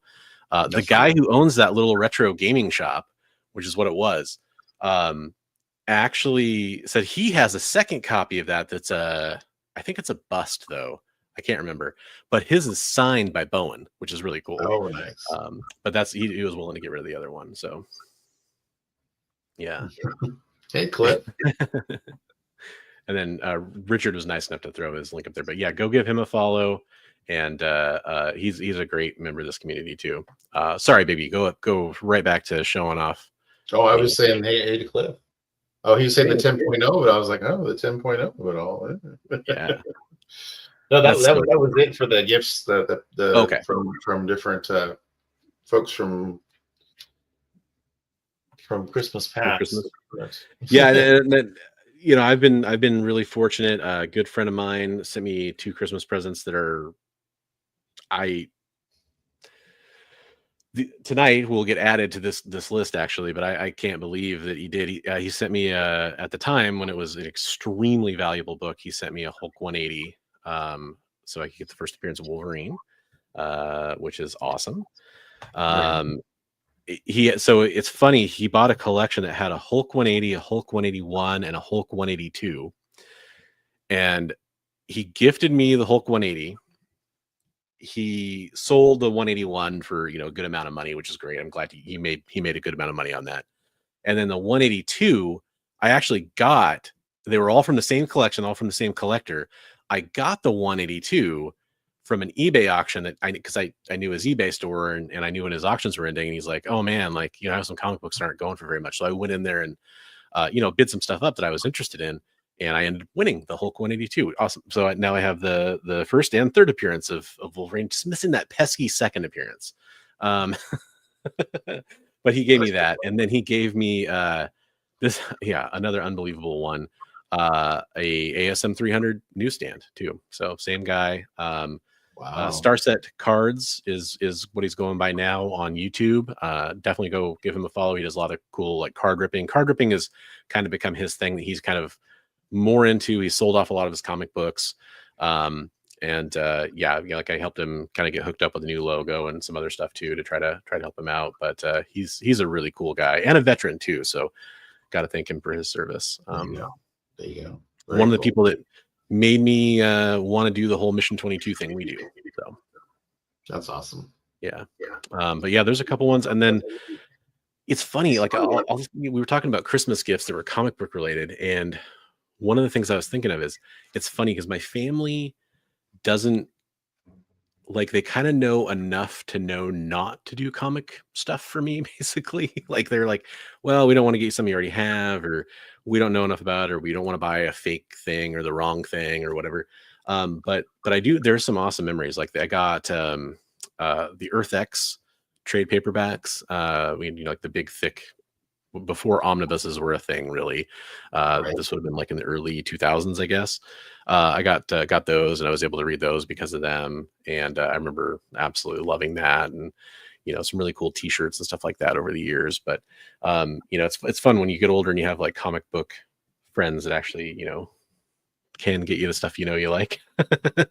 That's really cool too. They have their finger on the pulse. Yeah, behind the scenes. Absolutely. Yeah, it used to be on my Christmas list every year. Was my shelf, my pull shelf, because as a kid, I didn't have a lot of money, so I was like, "Hey, clear my shelf for Christmas." And the first time they ever did that, I opened it up and Web of Spider-Man #1. I don't know if we talked about this before. Web of Spider-Man #1 was on the top of the box, and so I always associate Web of Spider-Man #1 with Christmas. That's cool. Yeah, nice. Yeah, it's funny. Any money I ever got for birthdays or Christmas, that's always where it went. It always went to comic books.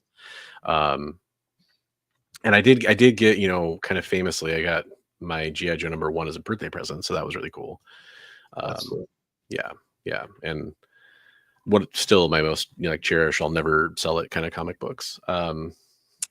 But the other thing we were going to talk about was Christmas movies. And I've been excited about this. So we don't really have like a list or a slideshow or anything like crazy like that. But I am just curious. What are some of your favorite Christmas movies? We'll kind of go back and forth. What are some of your favorite Christmas movies, man? Well, as a kid, I always loved the stop motion, Frosty, Rankin and Bass. Yeah, Rudolph and Frosty. I Yeah. think I like Rudolph the best because it had the abominable snowman, Mm-hmm. and he kind of scared me as a little kid. Yeah. So so I love those. Those are great. Those are great. As a kid, for me, the Grinch, the original animated 1966, that was always my favorite as a kid, for sure. Kind of in the same vein. Those were the ones that were like that. Charlie Brown, those were always on TV, right? Like you could always see those really Right. easily. The Charlie Brown music, I still love that music because of those specials. Yeah. Yeah. I'll go with like kind of my all-time favorite, because it was my favorite as a teenager, and I it's still my favorite, is National Lampoon's Christmas Vacation. It's become the most timeless one for me. Right. Christmas Story was kind of like in there for a long time, but I think I just saw it so much. I mean, because what, TBS or TNT or whatever did that thing where they'd show it like all day, every day on like Thanksgiving or whatever. Right. I love that movie though. That's probably my Christmas movie. There is Christmas Story, but yeah. There's some other really good ones though, like A Miracle on 34th Street and It's a Wonderful Life is a really good one. It's funny. It's a Wonderful Life is one that took me a long time to enjoy. My childhood, like, because they would play those on. Remember, we only had like 3 or 4 channels back in the day. And they would play these old black and white movies at Christmas time. Back in our day. Yeah. So some good ones. I'm always a sucker for, like, in the 90s there was Ernest Saves Christmas, like in the late 80s, I guess. Ernest Saves Christmas, Scrooged. Scrooge was great. I saw that one in the theater when it came out. That was nice. Hey, absolutely awesome sauce. Happy holidays, Merry Christmas, Happy Hanukkah. Absolutely. Hope you have a good one. Hope everything's going better for you. You're in our thoughts, man. And no, do not worry about all the typos. I 100% understand. It's definitely a reality. I appreciate you being here, buddy. Yeah, every time. 100%. Other Christmas movies, I will say, Elf is one that really grabbed me. Elf is always, we watch that one every year. Yeah. Love Actually, big one for me.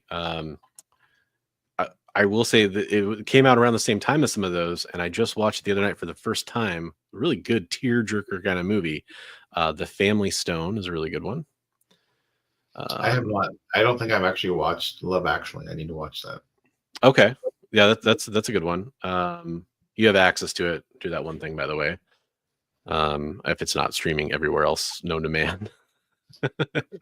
that one thing is the Creature Commandos. It's like episode 1, episode 2. It's like it's showing other episodes, but it's like not available. I'm like, yeah. Try again. It should be around. What else is there? I mean, there's Klaus is a really good kind of modern one. I pooped on it for a long time, but I rewatched Christmas Chronicles with my daughter, and the first Christmas Chronicles is actually quite good. I do like that movie a lot. But what I want to talk about are what I call the naughty list kind of things, or you could call them kind of the adult Christmas movies, but not like super adult. Right. But what I'm talking about, you mentioned Violent Night earlier. I talked about Die Hard a couple times. Those kinds of movies. Silent Night, what's that? Silent Night, Deadly Night. Yeah, Silent Night, Deadly Night. Bad Santa. Long Kiss Goodnight is another kind of takes place at Christmas time, kind of one that's really good. Oh yeah, Derek, yeah, the horror genre of Christmas movies is fantastic. Krampus. There we go. Yeah. Austin, Red One. I watched Red One just recently. It was actually pretty good. Yep, same here. You know what I expected? That movie, the trailer looked like AI designed it. It looked like hot garbage to me. And I watched it and I actually felt like it was surprisingly good too. I agree.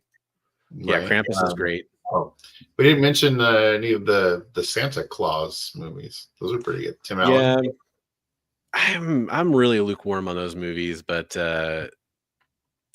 yeah, I mean they're not bad. I don't want to upset anybody, but they're some of my least favorite because I think it's because it went on too long. I watched the Jack Black one too just recently. Dear Santa or whatever. Santa, or it's Satan. That was actually I was watching it. I'm like, oh, this is just a goofy kids movie. And at the end, I just started bawling my eyes out. I was like, oh my god. Okay, is it like pure comedy or is it like a little bit of like raunchy humor? No, it's like very much designed for like you could probably watch it with your daughter. It's like, oh really? Okay. Yeah, it's very much a kids movie. Like it's kids humor. But just kind of a dark version of that. Not even really that dark. It's just because it's Satan, right? I mean, like that's right. But Jack Black plays such a friendly, jovial character that it's not scary or anything like that. So I gotcha. Yeah. So Jingle All the Way. That's that to me is kind of, I lump that in with like Santa Claus. I think it's because I was getting, that's like the time period where I was getting just old enough to be like Christmas movies, and like they were kind of becoming maybe a little more commercial with like, you know, Tim Allen was a big star at the time, Arnold Schwarzenegger was a big star at the time. I think that's part of my kind of lukewarm reaction to those films. It's not dark, but it is Satan. I like that. Yeah, it's not dark, but it is Satan. No, it's cool. She's very mature. But it's toned down so much that it could be watched with a kid. That's all. Nice. Saying. Yeah, it was very much a kid friendly movie. Derek, you're talking about my hipster phase, brother. Cool for Christmas hipster. One story I have to share. So one of my favorite Christmas movie moments is, so I was a projectionist, and I've talked about it before. One of the things you do as a projectionist, I was a theater manager, but I did the projection stuff. I built prints for movies back when they came on multiple reels, and you had to splice them together. You've seen Fight Club. Most of you understand what I'm talking about. I was going to mention Fight Club. I was waiting. And I've got some really cool stuff. I've got like a Star Wars episode. I think I have a Star Wars episode 3 trailer, like the entire film for it. I have some frames from like Spider-Man, the Tobey Maguire one, like just some kind of stuff that, you know, is random kind of cool moments for me. But there was this movie that came out, and nobody at the time before it came out, nobody knew what it was going to be. Like nobody understood what it was going to be as a cultural phenomenon. And I was bored. I was tired because the thing is, like, the theater would shut down. You were building these prints, and then afterwards you'd have to play them, make sure all the splices were good and all that kind of stuff, make sure the sound worked. And so I invited my friend Wes to come watch this movie with me. And I said, come watch it. We'll go play some PlayStation or something like that afterwards. And he kind of agreed to do it. They were usually down to come watch a free movie just to help keep me awake. That movie was Bad Santa. And I remember kind of going around after that and telling everybody, like, hey, that Bad Santa movie is going to be like, that's going to be something people are going to remember for years. And everyone was like, I don't think so. It looks really dumb. And I was like, no. It's hilarious. And so many things in that movie, are you effing with me, kid? Like, just so many of the things from that movie are just so great and timeless. It's a great one. Some new people in the chat. Yeah, what's up, Chaos Prime? How's it going? We got we have the actual Dracula himself in here. What is up? How's it going? Merry Christmas, happy holidays to everybody. Jay says he still watches the Albert Finney 1970 Scrooge every year. Awesome, very cool, classic. I'm trying to think what else. I just watched kind of in that horror thriller genre of Christmas movies, I just watched Better Watch Out from 2016 the other day. That's a good one. I won't spoil the twist for anybody. There's a twist. I'm sorry to say there is a twist in it. But it's basically like a home invasion kind of thriller version of Home Alone, for like a more adult. Definitely not a kids movie. There's a Christmas movie, Home Alone, right? Yeah, Home Alone 2. I ostensibly the third one, even though I've never seen it. I love Home Alone. All the Chris Columbus movies are very good. There's a really good Paul Giamatti Christmas movie called The Holdovers about him being a professor. Oh, yeah, it was really good. I enjoyed that. It's like in the 70s in New England and Boston, I think, around Massachusetts. And he has to stay at a university with a couple of students that don't get to go home for the holidays, and kind of builds a relationship with one of the kids. It's really cool. Polar Express. Yeah, that's a good one. That's a good one. Polar Express is classic. Some people, it's too Uncanny Valley or bad. I was just thinking Uncanny Valley. Yeah, it's like, but I like it. Yeah, no, it's good. I like it. When I worked in an electronics store, I remember we played that all like kind of Christmas long on all the TV, because it made all the TVs look really good at the time, especially. Speaking of great music though too. That movie, great music. Yeah. Yep. Yeah, that's I can't remember now, but is it John Williams? I think so.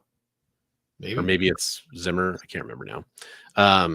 It's one of the classics. So how about here's the other genre. How about movies that aren't obviously Christmas movies? We've mentioned a couple of them already, but take place at Christmas. Do you have any of those kinds of movies that you like?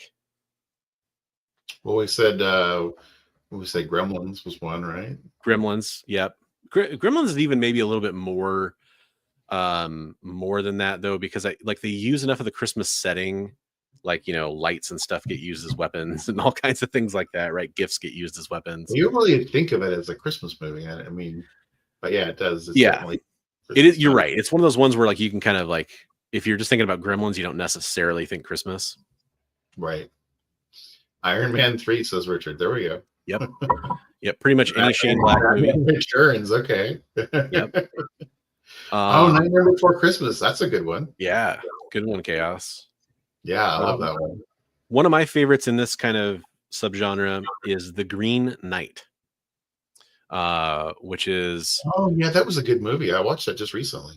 Yeah, kind of an Arthurian, kind of movie. Tells a real story, but it is obviously heavily dramatized and like surrealist.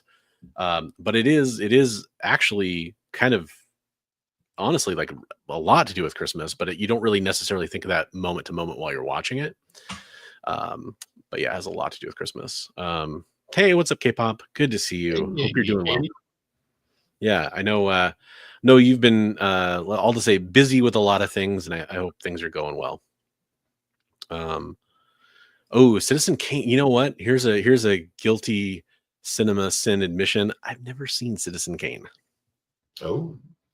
It's on my list. I need to watch it. I have a really hard time watching old movies that I've never seen before that are like, I mean, that's an old film, right? Like Orson Welles, we're talking old. Although he's in some newer movies too, I guess, which is kind of funny, but yeah, legit. So yeah. I have so many like that you guys would absolutely kill me. Like I haven't seen Lawrence of Arabia yet. I have some big ones. Bridge on the River Kwai. There's a few. They're all on a list for me to watch, but yeah. The Time Machine. That's a good one, Richard. Yep. Yeah. My favorite Christmas movie. Oh yeah, speaking of Shane Black movies, The Nice Guys is another good set at Christmas time. Lethal Weapon's another like classic example. I've got like a moth in here. Hey, what's up? Happy upside down Christmas, Mad Spidey. Or yeah, you're happy. Are you Merry Christmas or Happy Christmas? You said Merry, but I don't know what Australia prefers. Yeah, so Lawrence of Arabia is one that I want to watch. The UHD 4K release since I haven't seen it, and it's kind of one of those ones that's a little harder to get. So I'm waiting for the right moment to pick it up and watch it that way, Cliff. But yeah, it's definitely one that I definitely want to check out, of course. I gotta figure out what that clip I sent you with Chris Kattan and that super violent Santa. I don't know what movie that's from. Oh, that's from Santa's Sleigh, I think is what it's called. The Santa's Sleigh. I was like, I think so. Is that Fran Drescher? He's drowning Fran Drescher in the punch, and then he kicks Chris Kattan through the. Chad will get us on this one because I know that's like a cult classic Christmas movie, but the name kind of escapes me. Am I right about that one? Is that Santa's Sleigh? And then yeah, somebody mentioned it earlier, but Black Christmas. Black Christmas is a phenomenal movie to watch. This is one of those ones that's actually at the cusp of it's kind of hard for me to watch. It's a 1974 movie, so I had never seen it before until last year. But the original, don't watch the new ones. The original Black Christmas is kind of the prototypical modern horror movie in some ways. I know there's a lot of people that debate that, but that's another really good one. It's a little cheesy as far as the villain goes because it's a little cheesy. But that's kind of it plays on the trope of the call was coming from inside the house. So yeah, there's kind of a whole plot device about that. Oh, cool. Yeah, it's a very cool one. There you go. Yeah, Christmas Bloody Christmas. I saw that last year. Kind of a very what if Santa was the Terminator horror movie on a low budget kind of, but it was fun. Depending on whether you're educated or not, most Aussies say Mary. Non-educated, you won't want me to put it in the chat. Oh, interesting. Okay. When I lived in China, you would see posters of Santa everywhere all year round because they find Santa cute. Oh, that's cool. That's cute. Santa from Futurama. Everyone's on the naughty list. Yeah, that's a good one too. Good representation. I love The Night Before, which is it's a Seth Rogen comedy with a couple other great stars in it too. Anthony Mackie and Joseph Gordon-Levitt. Yeah. The Christmas party, right? Yep. It's they're trying to go to a big Christmas party and it's kind of like their hijinks getting there, but it has like my favorite thing about it is there's like little nods to other Christmas movies that I think are really like well done, that I think are kind of fun. Santa with muscles? I don't know that one. Wait, maybe I do know that one. That's the Hulk Hogan one? That does sound familiar now that he says that. Speaking of the party one, there's an Office Christmas Party movie that's pretty easy. I love like Christmas movies. I love especially the ones that are not intended for kids. Right. I love a lot of those too, and I love watching with my daughter. She's at the perfect age for it. But the ones that aren't intended for kids are just so fun. What's the Bad Moms movie? That one has Christmas. Oh yeah, they did a Christmas movie. Yeah. Yep. Good one. There's a couple great ones too. Set at Christmas but have almost nothing to do with Christmas. Eyes Wide Shut is a good one.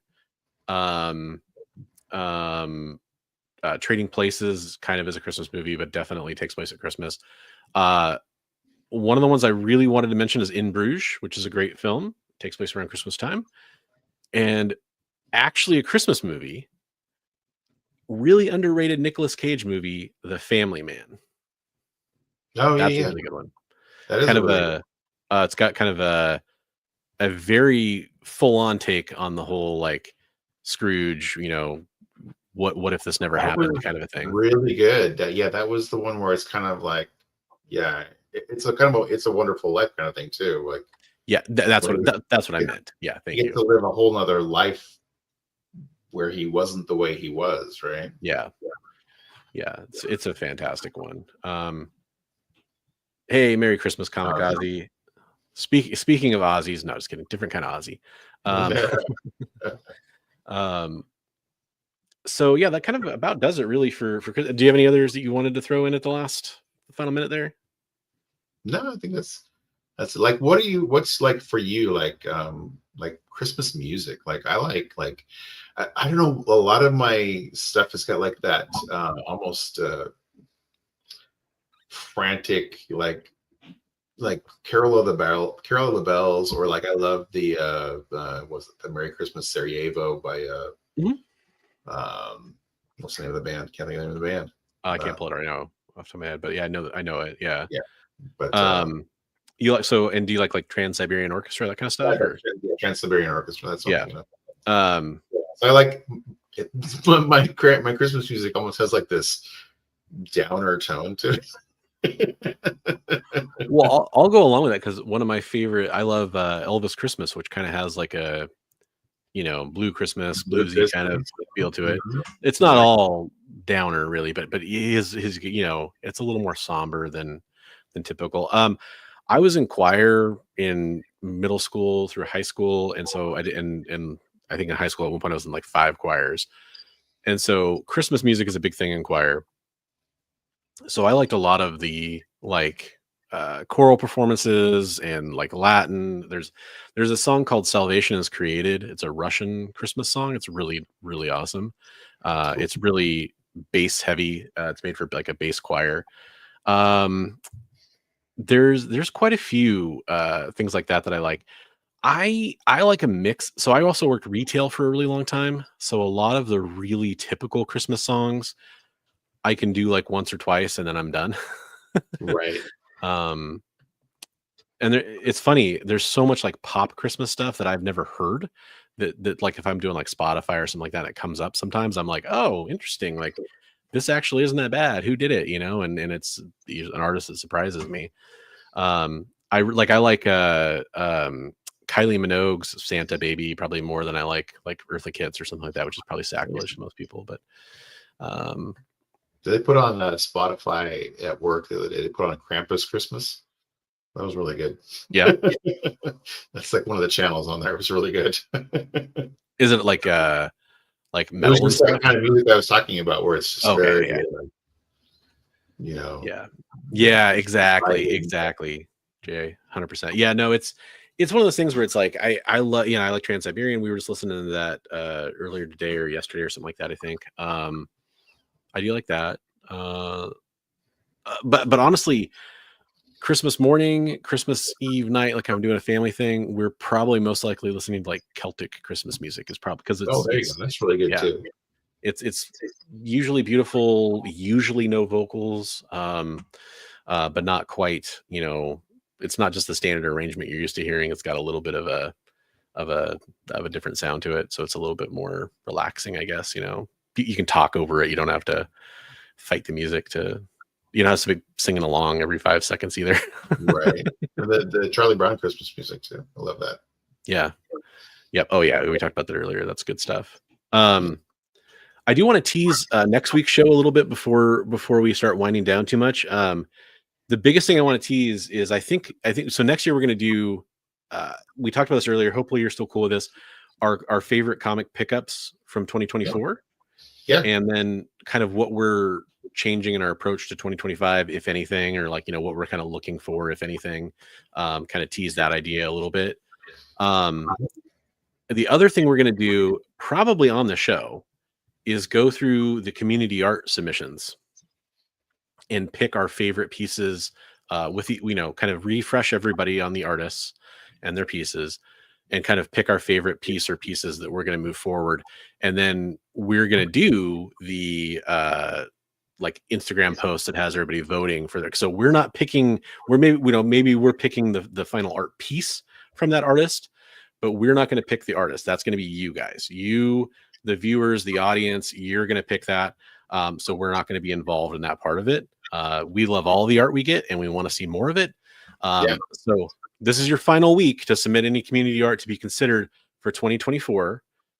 Big B, myself, and Comics Limited are all going to send out a huge prize package of stuff that you're probably going to want to the winner of that contest.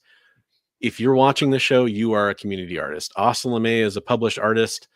He's in here. Comic Tropes is a published artist. He's in here. I'm sorry if I'm forgetting anybody else that was in here that's a published artist. If you're watching the show, you are part of our community. That's how we define it. Right. So you can go ahead and submit. Some professional artists ask to not be involved in the contest, and that's totally cool, but we still want to show their art. So they won't be part of the voting because they've said, don't include me in that. I'm a pro, but we still are going to show off their community art because they're part of the community art. They're not going to win the prize package though. They put their art in to encourage other people to say, hey, like, start now and eventually you can get like this. Just practice, So that's kind of what they were trying to do. They're trying to encourage people to do art. They want more artists. The more the merrier. Exactly. And that's what we want too, to be honest. That's part of the, we're both artists in the community, and that's something that we wanted to support and kind of show more of to more people. And I think that's been pretty successful so far. So I'm excited to see what we can do in 2025. I really hope we get kind of more going on that front. We get more submissions. That would be one of my goals for 2025 for us is kind of make it a bigger deal every week. I think we have a little bit of a backlog of stuff too to show, right? That we haven't shown yet. Things. There's a few pieces, and I'll make sure that they're part of what we show next week. Okay. I guess I'll do this too. Do whatever you feel, buddy. I'm just since we're talking about community art. We can do the show all night. I don't care. Well, unfortunately, I do have some stuff I have to go do. But since we're talking about community art, I will show a seasonal piece I did. You probably saw it on my Instagram. But this is after Norman Rockwell. This is kind of my take on his classic kind of Santa piece that I did. Very nice. So, kind of this is the kind of stuff if you're capable of doing art like this, if you're capable of doing practically a stick figure, if you're capable of doing something that's, people are going to buy from the original art from you, submit that artwork and we still want to see it. Like I have friends who draw and we'll be showing each other stuff and they're like, this is terrible. And I'm like, no, I really like it. You'd be surprised what different people, just because it doesn't match the vision that you originally maybe had in your head of what you were trying to do, doesn't mean other people won't appreciate it. Yeah. So, well, the fun thing, so with this one, the fun thing I wanted to do with this, I'm just showing a tab, so I can't really zoom in. I guess I can do like that. I really wanted to play around with like that weird coloration thing that Norman Rockwell does. Guys, I remember Frank Cho talking about Norman Rockwell, and I've been looking at some of his art since we had that conversation with him on stage at Washington Summer Con. And so that's actually, drawing this was one thing, and I kind of drew it kind of for my daughter a little bit because I wanted to show her. But the coloring is really what I wanted to focus on, because he has that really kind of, I would almost say like unique, almost like watercolor-esque kind of color thing where the colors come together. And then his Santa is like very sooty too, which I think is really neat. So I worked some of that into like, there's some yellowing in the beard and some dark spots on his skin too that kind of show off a little bit of that. But it's fun to try to like recreate that. So yeah, like Chris was saying, he came down the chimney, right? Yeah, exactly. Whole family at the same time. No, I think you did the cheeks. You got a really good beginning of that color palette there, and it's going to be it definitely something to strive for. Try to work on that. Yeah, that's something like colors. Yeah, man, I could spend weeks tweaking with that, because that's probably like the fourth or fifth version of like coloring I did on that, and I was like, at first I went very bold, and I'm like, man, especially like digitally, this isn't looking good for me, and so I played around with it. But it's fun to tweak stuff like that. Like that's most of my art is trying to recreate anatomy that artists have done, or trying to recreate colors, or trying to recreate shading, or different inking techniques, because I think it's kind of cool to learn, like, how did that actually, like, it's one thing to look at a picture and see how it's done, but to try to break down like how you actually arrive there is kind of fun, like reverse engineer it, I guess. Right. So that's the kind of stuff I love. But I also love seeing all of your community art, so let's make sure we submit that. We both love seeing it. It's one of the coolest things we do on this show. So final week, get those submissions in. Every single one. Yeah. Hey, Ben. Thank you. Up, Ben? Ben, I haven't got your package shipped yet. It's just been crazy with the holidays. I will get it out. Thank you for. Ben is the one who won my membership drawing. Oh, right on. Oh, that's right. That's right. Yeah. Congratulations, Ben. Yeah. And speaking of that too, anybody watching, two quick things. One, if you're waiting on something from me, and you are a channel member or like from the show from the last couple of months, there are still some things I have to go out. I finally finished up the last Heroes for Heroes stuff, with the exception of the two people that I never heard from. So hopefully I do hear from them. I'm holding their stuff at least until the next Heroes for Heroes. Let's put it that way. So no worries there. But if you are watching this, definitely get a hold of me. And then now I can kind of focus on other stuff. I was also waiting on some money for something that somebody owed me some money, and it finally came through like literally today. So some of the shipping money I needed to ship out some of that stuff finally arrived. So after Christmas, give me a couple days for the holiday, I'll start working on getting those packages out. And if you did get something from either the art stream or from, if there's something that you're expecting and you haven't seen it, please feel free to reach out and we'll try to get it squared away. There's the one piece that I drew that Travis is inking and coloring is still being done. So the guy who reached out was like, hey, status update. So yeah, definitely feel free to reach out and find out status updates on things, or we don't want anything to fall between the cracks. So yeah, just make sure to hit us up. Yeah, that's a good clarification, because I say I'm done with Heroes. I'm done with the stuff that I was responsible for shipping out. If you're as far as I'm aware, if there's something out there you're waiting for, let me know, and I'll get you in touch with the right people. We'll make sure we take care of that. It was a lot of moving pieces, and we appreciate everybody's patience with all of that. Everybody was awesome about it. And then I guess the last thing I'd say is anybody who's watching this on the rewind, or if you're here at the end of the stream, if you have a favorite like Christmas or holiday tradition that you wanted to share with us, something you like to do, I'd love to hear about that kind of stuff. If you want to leave a comment down below letting us know about your favorite holiday traditions, your favorite music, Christmas movies, games you play at Christmas, activities you guys always do, that kind of stuff. I always love hearing about people's Christmas traditions. So if you're willing to leave that in the comments below, I'd appreciate that. Even if you're watching live, feel free to do that, because it enriches it for people who watch it later. Maybe even people who are watching it next year at Christmas time. They're like, they read those comments and stuff, and they're like, oh, this is. Maybe they didn't, they didn't reread the chat, but if you put that stuff in the comments, it enriches that for people for later on. So we do appreciate that. I love Steve's comment, the airing of grievances. The airing of grievances. That's right. But with that said, until it was feats of strength.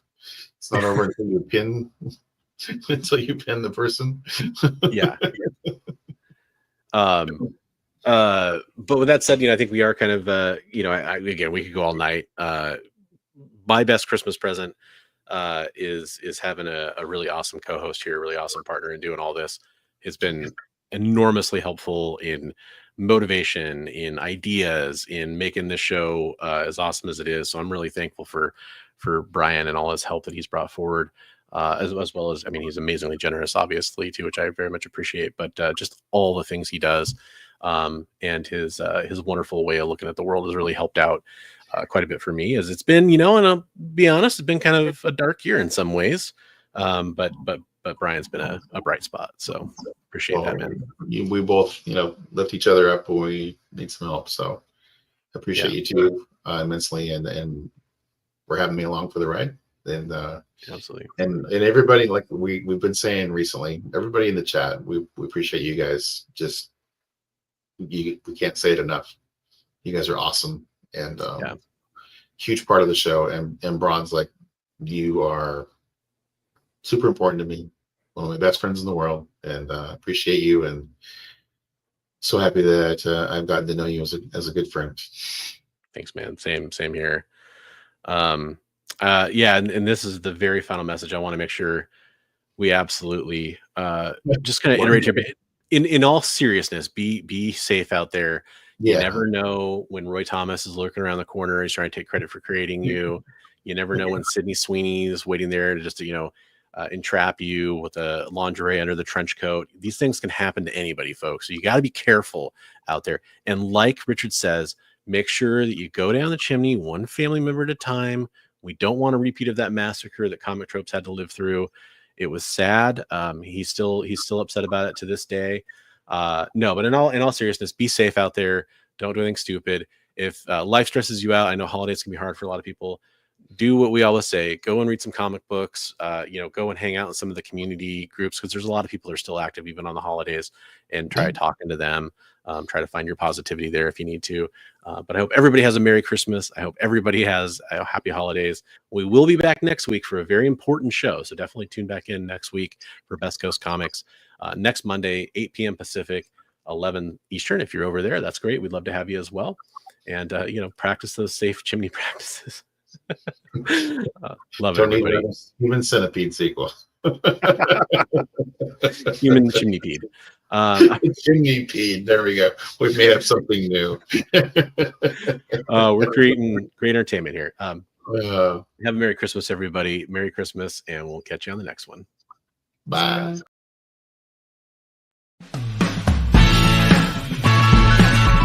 Join the party. Head over to our Linktree to find all the links for everywhere the experience is all the time.